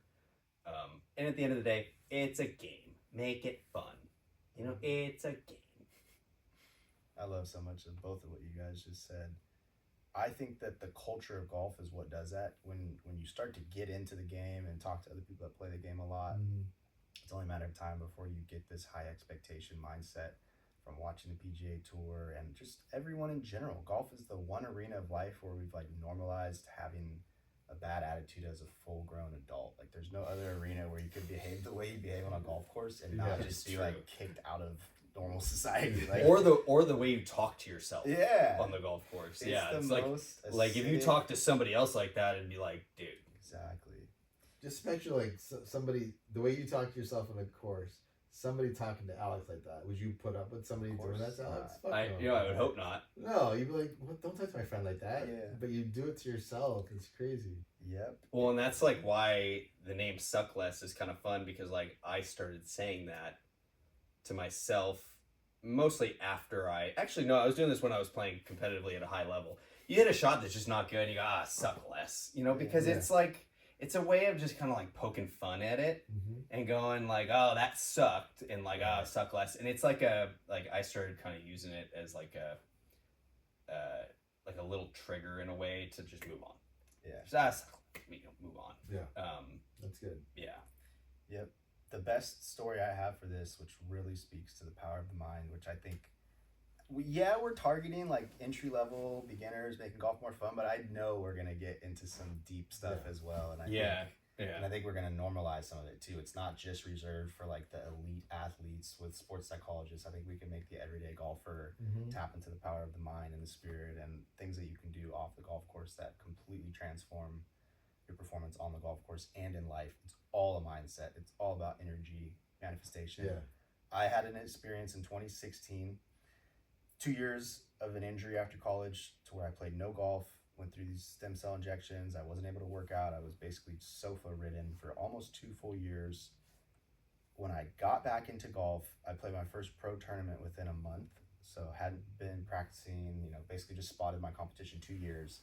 so grateful to be swinging a club again, because the doctors initially had said you'll never play golf again. It was this degenerative joint issue that required reconstructive surgery, but the location of that joint in my body made it inoperable to where stem cell injections were the only option.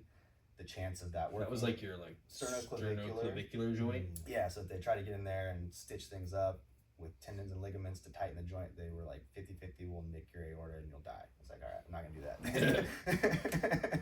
Damn, when you put it like that, I'm not gonna get a surgery. And so they're like, we could do stem cells. It's fucking painful. They're gonna drill bone marrow from your back, and it's gonna be really expensive, and it might not work. And I was like, well, I really want to play golf, because kind of like the tour player you talked about earlier, I also had no backup plan, and I was like, I gotta do this. This is the only thing for me. 2 years later, it worked. I'm back to golfing, and I'm like, you did the stem cells? I did. Like, yeah. Yep. Was it did you have to go to some did you have to go out of the country? Yeah, like, no, I'm serious. Like, I'm very curious about this, because it was kind of unapproved medicine at the time, though. 2014. I did it in LA. Yeah. But it was nowhere near as mainstream as it is now. Sure. It was super like experimental, a little risky. It was a risk for my family and I, and full commitment to the process, and it worked. And as I got back to swinging a golf club again, and then 1 month later being so pumped that I signed up for, it was a boat tour, local tournament at California Country Club in Whittier, I fucking won.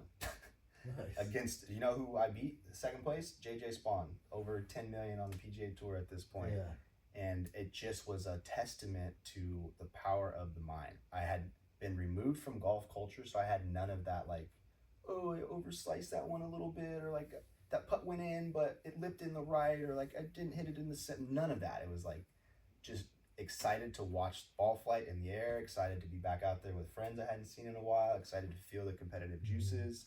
So exactly what you're saying, like the more fun you're having, the better you'll play, even though most of us think, well, in order to have fun, I have to play good. It's just this catch-22 where like most of us don't have the power on command to just switch into that state that I was in. I was in that state because of a 2-year life-altering battle with this thing, and just going through depression and then getting out the other end and being so excited to compete again. And you can't usually just, maybe you can, but it's difficult to just hit a switch and have that amount of energy and manifestation power on command. Pure gratitude. Pure gratitude. Actually in being the on the truest course. sense, not just like writing on a piece of paper in the morning, I'm grateful for air and for my bed, but like deep, full body gratitude.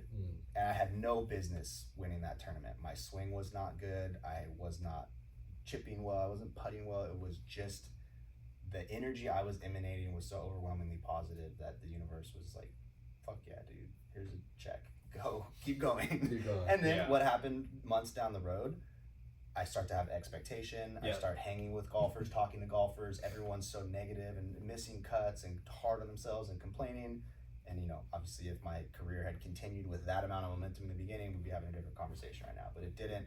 And I think that is a huge thing we can explore and try to bridge the gap for with the everyday golfer, and just explaining maybe some step-by-step tips as you continue on your journey, and we all put our heads together on what matters and what doesn't. How much of it is clubs, balls, hitting balls on the range, swing instructors, and how much of it is that? Like, fuck all of that. Invest $3,000 in a gratitude mentor, or like go do a silent retreat for a week and really learn what's going on internally. How do you speak to yourself?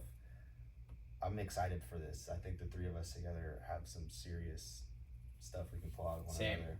Yeah, same. I think, because it is definitely looking at the whole process in a different way. I mean, every time you look up golf, all you see is swing tips.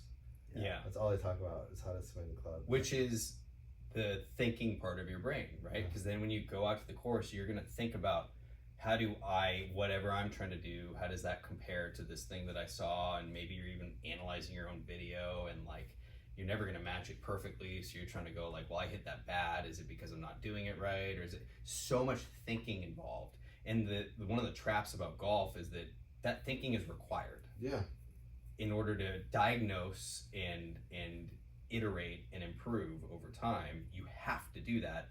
But also, that thinking can be the same thinking that gets in your way when it comes to performing. And my first mini tour event, I had one of the better finishes that I've had, that I had ever in mini tours. It was the first one I played. And it's like almost like naive to how difficult that was. Yeah. And I made money that week, which is like a, I made, I don't know. That never happens. It was like That's tough. I finished like top 5 and like Oak Valley. I think I shot 67 the final round. Pins were tough. It was windy and it was like the low round of the day. And I was like, all right.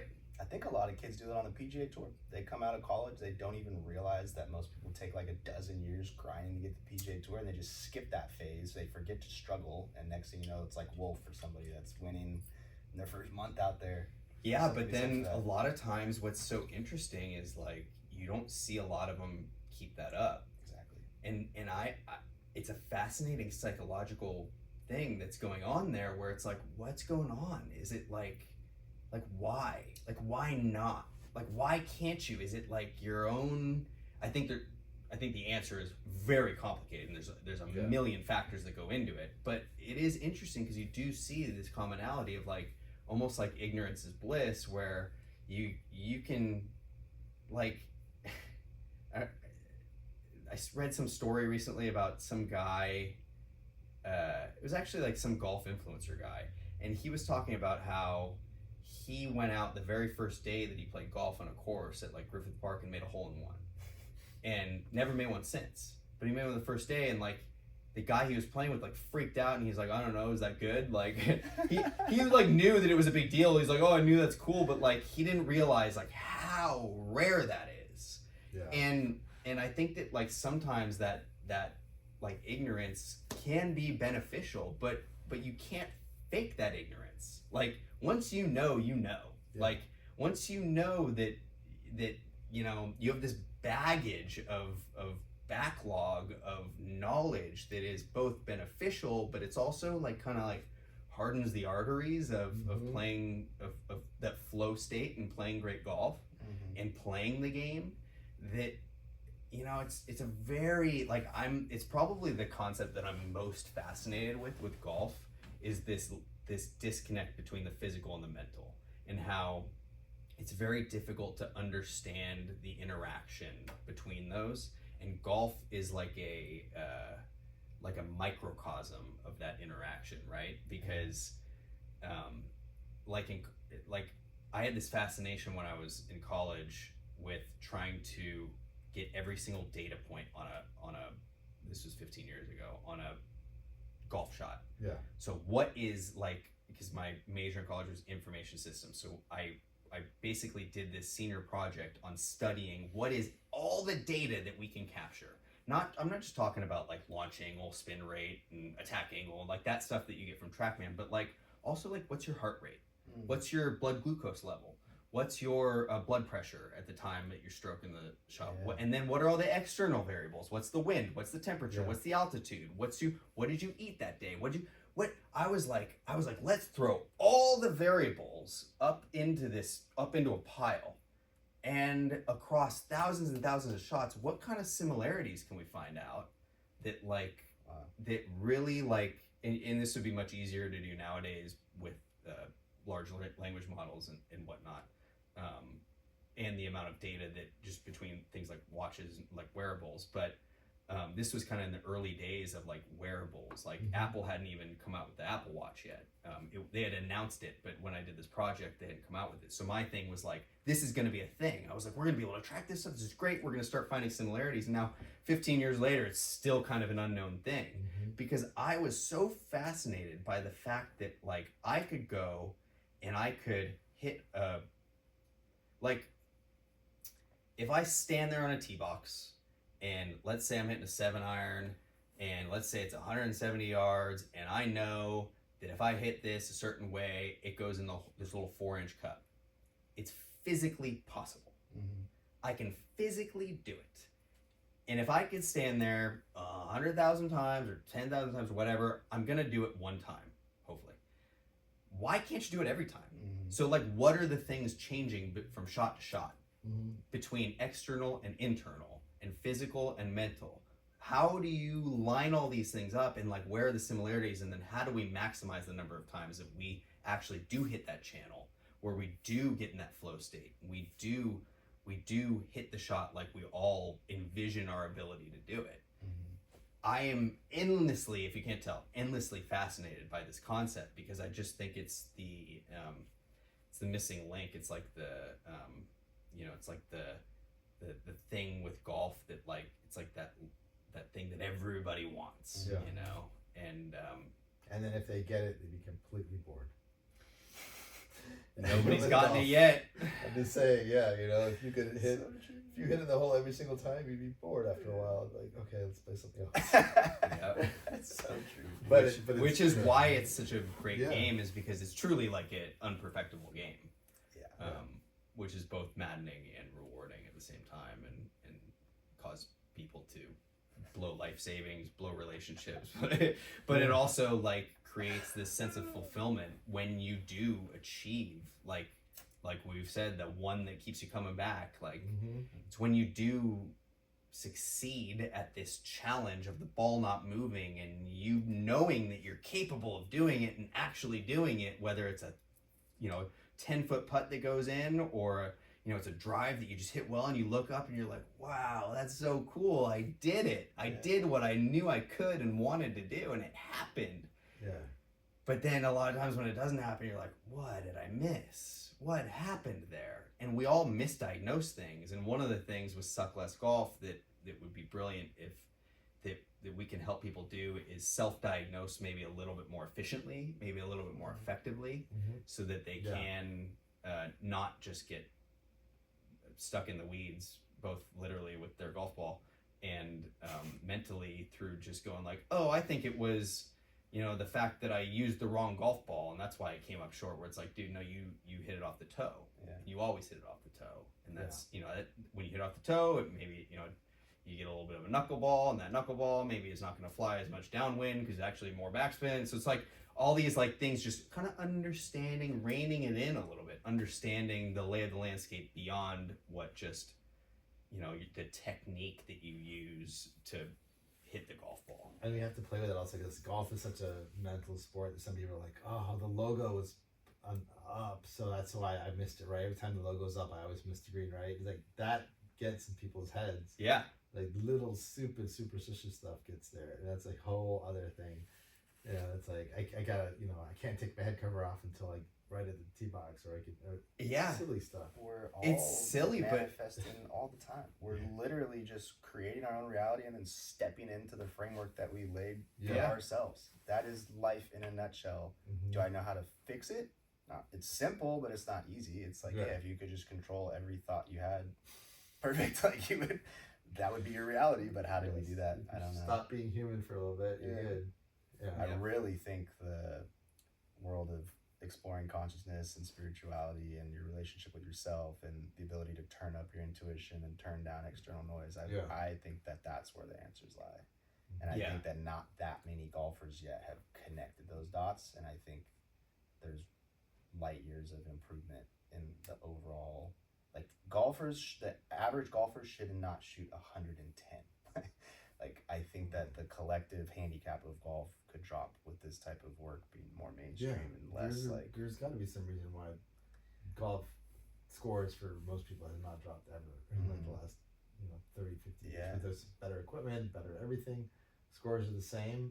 That's just weird. There's something off about the way it's taught, the way people think, whatever's going on, and that's one of the reasons why I kind of pick golf to say this is what I want to do at the high levels, because it's a community that's still very in the matrix, or in a certain way of thinking. Totally. And it's like, how can I expose them to stuff that's out there that they can do to help them lives get better? Like you said, breath work, meditation, plant medicine, biohacking, all the stuff that's out there that's just not mainstream enough. Like, get people to even think about that stuff. Think differently. Change it up. Like, what's here's something that probably most of us are struggling with: a dysregulated nervous system and stored stress, emotion, trauma. How can you possibly function at your highest in golf, life, relationships if you're carrying around 5 tons of baggage, your entire life, of everything that happened to you as a kid and in high school and in college, and the time you got rejected and embarrassed, and the time you peed your pants? Like, we're not taught how to process those things. We're actually taught not to. We're taught, Yeah. especially men, Shut it don't down. be a bitch, don't cry, get Yeah. back to work, work out hard, injury, spit on it, keep lifting. Like, we don't know how to regulate our own nervous system and rest when it's time to rest, work when it's time to work. So we're stuck in fight or flight mode, in survival mode, and then you bring that to a hyper anxiety inducing thing like golf, Yeah. and you can't handle it. That's why guys blow a gasket all the time. Like, you're already tense and on edge about relationship, job, finances, you got the politics, whatever, and then you have one double bogey or one putt lips out and you blow a gasket, and that's not fun. And then that's why I think why guys are stuck where they're at. So teaching people these life skills of regulating the nervous system, like right now, for example, the reason I'm speaking so much about it is because it's my own personal journey right now. So that's what I have the most to talk about. I am exploring yoga, breath work, super interested in plant medicine. Is this still going? Thank goodness. I'm giving me a I little had a realization. I was like, dude, this would be a shame if we lost all I this. know. I started working with a few breathwork facilitators and doing the more intense hour-long journey where it's in and out the mouth. And what that does is basically take you to an altered state of consciousness. You're no longer in your thinking mind. You're in your subconscious, and you usually release emotion. You usually cry, scream, sometimes people laugh, whatever's in there that needs to come out. And it's not a stop fix all, but if you do it repeatedly, you become a lighter, higher vibrational human because you're not so weighed down by trauma and stress triggers. Because if you're hanging on to stress, what that means is a real simple example. My ex-girlfriend drove a red beetle bug and we had a traumatic breakup, blah, blah, blah, blah, blah. Every time I'm in the real world and I see red beetle bugs, it's not even necessarily conscious after a certain amount of years, but it's triggering me because it's like that was associated with a really stressful. And what is stress even, or trauma? It's just a lot of energy. It's just a ball of energy that should be moving through our body. Our heart should be open, things should come in, we process them, they leave, but it gets stuck, and it's a survival mechanism because in our ancestral times, we had to be more alert for literal threats to our survival. Now you're not actually threatened by seeing a red beetle bug, but you still interpret it that way in some sense, and so your body does lock up in this fight or flight mode, and it sends all these hormones, and it shuts down things like your digestive system and parts of your brain. And so the more life you live and the more stressful experiences you have, whether they're high stress or low stress, they all get stored in the body in some way. And now you're walking around the real world and everything sets you off. Everything is slightly triggering at a subconscious level in most cases. So you don't even know what's wrong with you. You just know you're stressed, you're not sleeping well, you're not recovering at night, starting the day refreshed and energetic. It's why most of us need 4 cups of coffee to get through the day. It's why most of us don't sleep well at night. The only thing, and you probably know a lot more than me, I'm just now barely scratching the surface of feeling like breath work is helpful with this. Obviously, meditation is something that many people are into and is free and accessible to everyone. You don't need a facilitator to do it with you. More and more of that type of stuff, and the yoga was recommended to me, and he's having me, this breathwork guy, he's asking me to do more slow paced ones, because my hardwiring after being alive for 33 years is to do more. There's a problem, take action to solve it, which is a good quality. It's not even like I'm mad at myself for this. I know how that was taught to me, and I'm not even sure I would teach my own child something different.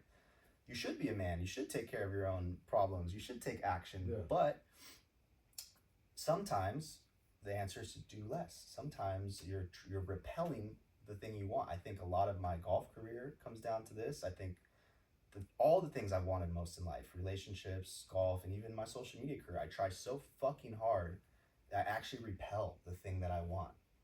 And I have no chill. Even though I still think I'm a mellow guy, but internally, there's angst and tension and unrest and discomfort, and it's this like inability to, and it's what I'm having to work so hard at doing.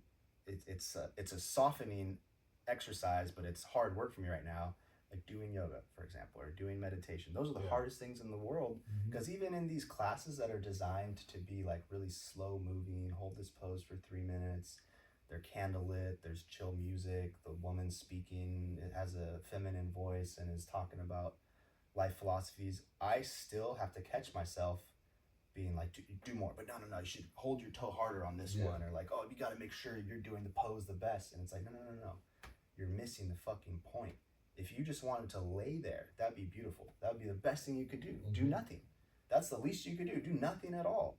And that's a real challenge for me right now, and I think most men probably could relate to that. And I think I'm so drawn to you because I know you have more experience than me in this category, and just when I spend time around you, I see a future version of myself. I would like to be more like you are, which at least the way I perceive you is much more grounded, much less in a hurry, and so concerned with outcome and expectation and perception, a lot more comfortable with who you are and taking it day by day. And I'm like, that's awesome.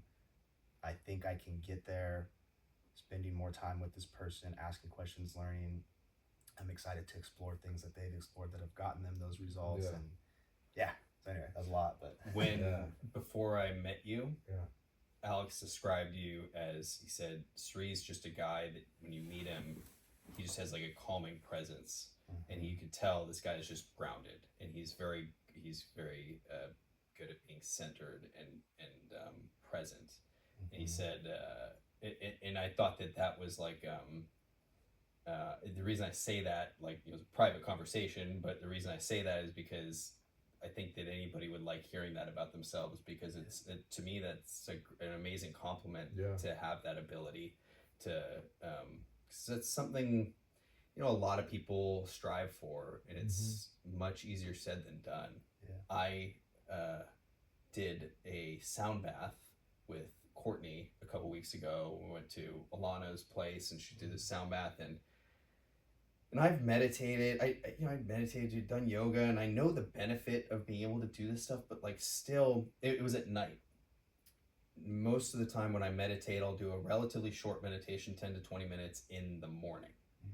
And I found at night it to be so challenging because I was like in processing mode.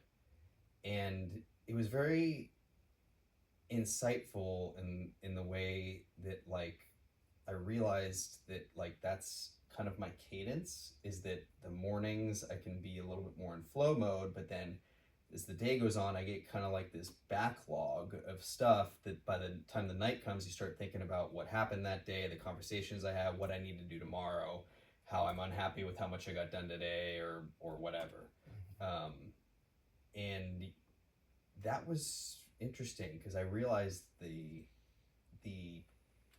while I also like what you said about, I'm not even sure I would tell my son not to be like this, because like part of that is good, is like part of that is like what makes me successful, and it's what makes me achieve things and whatnot. But I also recognize, especially as I get older and have a kid, that I recognize the value in being able to then flip a switch and also go the other direction, where you are able to be just present, not thinking, and the value that then translates over into golf, I think, is just tremendous. Yeah, well, I appreciate those kind of words, and I do think you can get there, and you're well on your way to being there. And even in the analogy to golf, it's like I still think I need work to center myself more and be more calm, and I think it's always a work in progress. That's the whole, we're here, and then the work we're doing is staged, right? Like you're a teenager versus 20 versus 30, or when you finally have a kid, or whatever your life is. It's always a different thing you're learning and doing, so it's just constantly working on something. So that's like another analogy to golf, is you're constantly working on something. Even if you're at a high level professional golfer, there's always something you're working on that someone in high school or college might be like, I wish I was like that pro, and then the pro's like, oh, I wish I was like this guy, and then everybody wants something else. So but that's just part of life, is just kind of, but the good thing is you can recognize that's what you need, and that's part of what you're looking for, and you know that you'd love to be able to have an on and off switch, or you'd love to be able to just be centered ground, not have to have the angst or the energy and stuff in you, and be able to process it. It's all stuff that you can get to, and it is good to kind of have people who have been there, done that, to look at and say, how can I do that as well? And you learn from people at all levels. And then you you teach it to somebody else, that's even gets you even more in the flow. So it's all a good process, and it's all an analogy. And I think that's, again, the reason why we're doing this is to help, not just golf, but how do we do this at home with our family, or how do we do it just in life?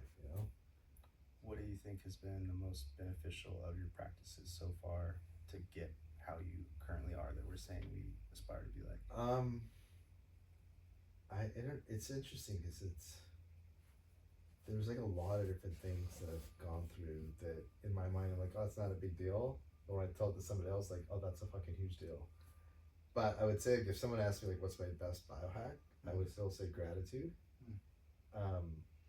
Just living where you're appreciating way more than you're like deprecating. Loving the fact that you kind of touched on it and kind of played with a little bit, like, oh, I'm thankful for air, thankful for whatever. But it's the feeling that you get, like, fuck, I can't believe I'm out here golfing. It's like when you're like getting pissed at a bad shot. It's like, it's cliche, but it's like, dude, you're golfing. You're not, and just enjoy that, right? But it's how do you internalize that feeling and make it a constant feeling that you're just gracious at all times, right? Without having to put that in your head. So the more you can work on that, we're just like, wow, this is amazing. I'm just here. People joke, like, some people, like, there's a guy who's like, he's got $100 million. He's got, like, 12% body fat. He's got a wife and 2 kids. It's a perfect life. He's like stressed all the time. He's like, what the fuck? Why am I not 8% body fat? Why do I have $1 billion? And then the guy next to him was like the happiest, jolliest, loving life guy. And he's like, what? Why are you successful? And the guy's like, oh, well, I'm not underground. I'm alive. I'm loving it. So it's just perspectives and then gratitude are the 2 things. I think it's just the main things to get you to feel that way. The 2 biggest things. And then not feeling like you have to have it. I realize that when I do get ungrounded and kind of jumpy and irritated or whatever, is like when I start putting outcomes or results or wanting a result. Like, I could easily come into today and said, we have to have an agenda. I need to get these things done. I need to push this forward so we can do marketing and get this thing off the ground. But I'm like, you know what? I'm just going to come and talk to you guys and see what happens and see where it goes, because then we're learning and we're growing. So yeah, I went to 3 things there. So it's the gratitude, the perspective, and not having an expectation or outcome. That's my biggest things to get me feeling the way I do, the way you see me, at least. Yeah, for sure. Great answer. I've been making a joke to my wife recently that the key to happiness is low expectations and a short memory. That's good. Which is a little bit of a negative way of phrasing it, but it's kind of the same thing to what you're just saying. But I do that because of like my sarcastic attitude. Yeah. But the gratitude thing is so interesting because that's something that I've heard that a lot in the last couple of years, especially from guys like Tony Robbins, right? He's huge on this. And tons of successful people talk about this a lot. And it is, you do look at like these people that should be grateful for everything, and it's like they're just constantly, and that's, I think you can objectively look at that and go like, all right, well, that's not great.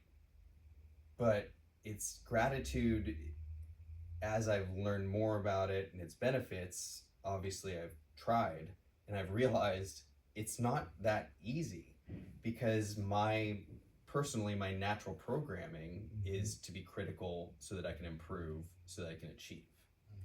And while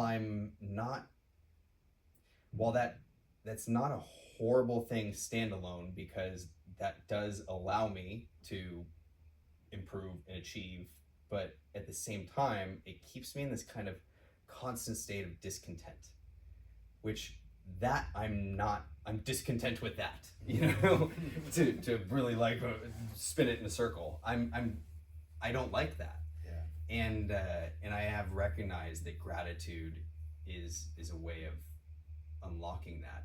But at the same time, I have this, what I logically know to be irrational fear of being too grateful for current things, that it it eliminates my edge.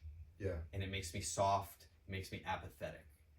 And I know logically that that's not how it works. I know logically that but I do have this like thing in the back of my mind that kind of it's a habit that I have, a thinking pattern, right? That I'm actively working on. And I think golf is a microcosm of that. I think the more you can focus on the good shots, I think that's why not when you're a good player and then you don't play for a while and then you go out and play your first round after maybe not playing for a while. A lot of times I play really good that first round if I haven't touched my clubs in a month. Now, especially now I have 2 businesses and a kid and obligations. Like I'll go play good. It's because like you don't have any memory of bad shots and you're not fearful. You have low expectations. You know, but then you go play well and you're like, oh, what happened? Then the next round is hard. And a lot of times I don't play as well. So it's a weird thing, right? It's a challenge that we all have to kind of navigate. I think it's that programming. You use the right word. That's the word I had in my mind when you were sharing that. It's like we're programmed to think that the person who's best at getting rid of the bad stuff is the one that's going to succeed. Yeah. As opposed to the guy who's able to maximize his good stuff.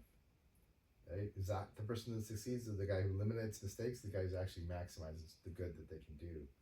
And it's an interplay of like, how can I get the best out of me? Right? If my thing is putting, I'm the best putter. Like, yeah, do I get the putter in my hand as soon as possible, or like, I don't know if that's the right analogy, but it's just like, what do I do to maximize my talents, right?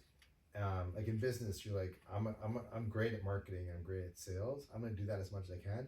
But if I suck at operations, I'm gonna find somebody to do the operations that loves doing that and is good at that. That's the way I built my business, as opposed to like, fuck, I gotta get better at operations, otherwise I'm screwed. Like, why waste energy trying to do something well that you're not good at when someone else can do it, right? I don't know exactly how you move that into an individual golf game, but it's like, but the gratitude wise, like I'm really good at learning things. I'm really good at learning things and then sharing it with people. So how do I maximize the time I can do that? As opposed to like, I'm not good at operations. I'm not good at like attention to detail. Like I shouldn't be spending any time focusing on how do I get better at attention to detail, you know? So I think you can still have that hunger to like succeed, but you don't have to like I think it's the changing of what you're focusing on to succeed, right? I grew up, you know, immigrant Indian, like ours is all about like focus on the bad, get rid of the bad. You know, you can't have you know, if you get a 99 on the test, focus on why you got that one wrong, not the 99 you got right, you know? So it's like, how do we focus on the 99 that we got right? And then you can start feeling the gratitude and doing that because you're pumping up the stuff you are doing well. And the stuff is most likely the stuff you're doing well is stuff you enjoy. So you're just going to have more fun doing it. You know? Yeah. Yeah, and I think that that's so important for golf too, because regardless of how good you are at golf, whether you're a 35 handicap or you're a +8, you have to stand over every shot with the confidence that you can hit it well. And you're not going to do that if you have firmly ingrained in your memory all the bad times you hit that club.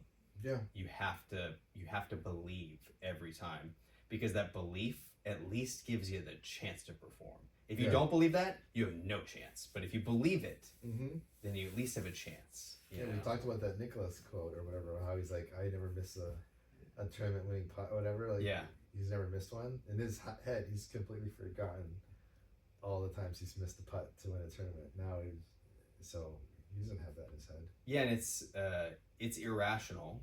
It's definitely can be perceived as maybe arrogant.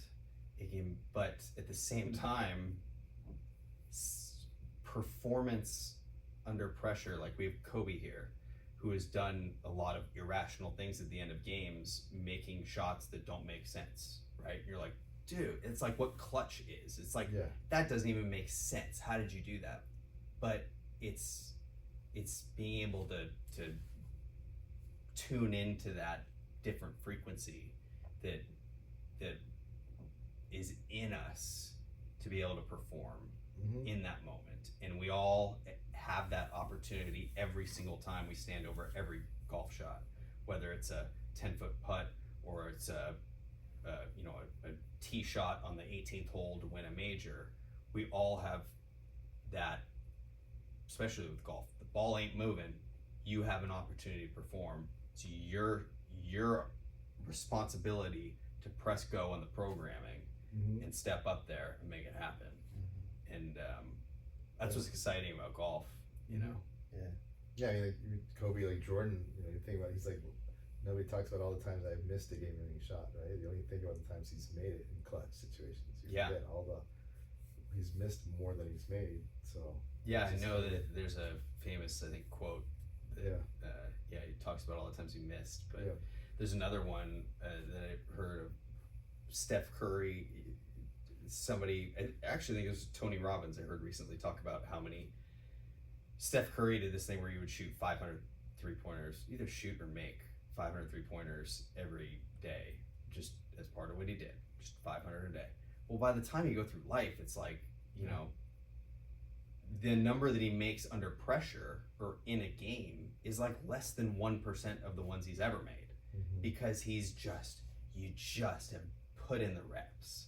And there is, in order to be the exception, a lot of times there's no shortcut.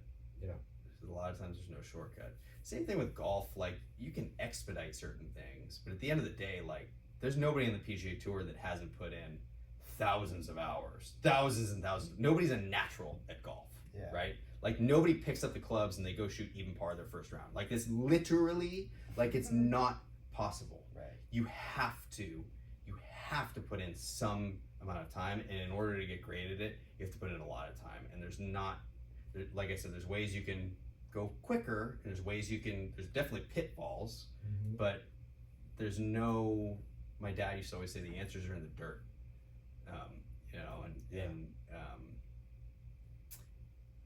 I think that there's a lot of truth to that, but I also think that also can kind of lead you to just trying super hard and not necessarily stepping back and going, all right, what are we trying to do here? And what's the best way to do that? Which I think you and I both have, like, you were talking about, like, the trying super hard thing, right? And camera can't see, but in the background I have this quote from Alex Hormozy that says, "Stop trying to win and win." And the reason that's one of the 3 things I have taped on my blank wall is because I have a tendency to do that too. And I'm interested to see how you approach the game and maybe a little bit more efficiently and stepping back and going, all right, let's look at this like more pragmatically, and instead of just trying so hard and you try to white knuckle it. How can we do this? I'd love to share that, because I think that's kind of better or worse. That's how I've lived my life, is like, how do I do this efficiently? I think it's my quote is always, laziness is the mother of invention. So not wanting to work that hard but still get the results. So it's like, how do I get the best result with the least amount of work or effort? And I've done that, at different levels, different things, but it's like, how can we do it with golf? I know one of the things, like, someone who's been doing that is Tim Ferriss. You've got the 4-hour work week up on the shelf there. And I was frustrated because I was like, does he have one for golf? Because he had one for swimming and cooking and other things. Like, did he get one for golf? But he didn't. He took a golf lesson. That's what he did. I'm like, he's probably like, this is too hard. There's no shortcuts with this one. But there's got to be. So we'll find them.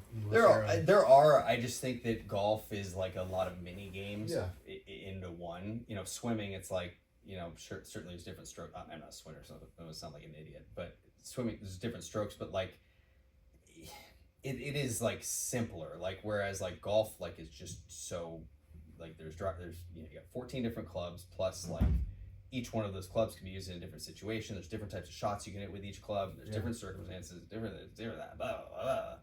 And I think that, like, because of that, it's one of the beauties of the game, but it does take a different level of distilling it down. You cannot strip it all away and just go, okay, how can we simplify this? Even if you do that, it's still fairly complicated. Yeah, but it's interesting because I remember before I took my year off, I was more focused on different things, and it's like if my driver was hitting a cut, I'd be like, I don't want to hit a cut, I want to hit a draw. Like I need to, because that's like Rory hits a draw, I gotta hit a draw, and I was like frustrated. But now I'm like, nope, the focus is 66 is the score. Yeah. And it doesn't matter. So it's like actually narrowing down what I can do with 14 clubs and stuff. Just like my whole goal is to that score. If it means I hit a cut, and I'm gonna hit a cut. You know, I'm not gonna try to force anything, because it's like you could. There's like what 9 ways to hit the ball: low, cut, low, draw, high, all that stuff. It's like find my stock shot and just go. Like I've shifted my thinking to like I need to be able to hit. You know, nobody. It's like, oh, everybody hits it left or right. I want you to be able to hit it right to left just to show that I can do something better or different. Like, no, it's just the score. Yeah. So it's refocusing. But there's been many major winners that could not work the ball both ways. Yeah. I think that and that stands true today. I think that, you know, a lot of them, like, look, if I normally fade or cut the ball, but like if I had to hook it, like I could kind of do it, but like, yeah, you know, they're not looking to hit their hook is a straight shot, basically. Yeah. Let's just simplify it down, and at the end of the day, because the results, like, you just want to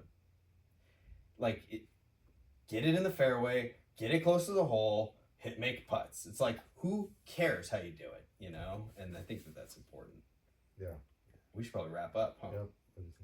Yeah, that was a solid. It's been 17 hours. Solid intro. Yeah, it's 3:30. Oh my gosh, it's 3:30. Yeah. Oh man, I really have to go then for this appointment. I can't believe how long we just talked. Well, thank you for anyone who's still here watching. Leave a like on the video, please. Comment. We got way topics. more to talk about. I think we're gonna get in the future. We'll get deeper on each of these individual ones. I think we'll be able to distill what we talked about maybe and pick out some things that we can expand on. Absolutely. I think this is like a Joe Rogan style podcast where like anything and everything is possible for our realm of topics and conversation.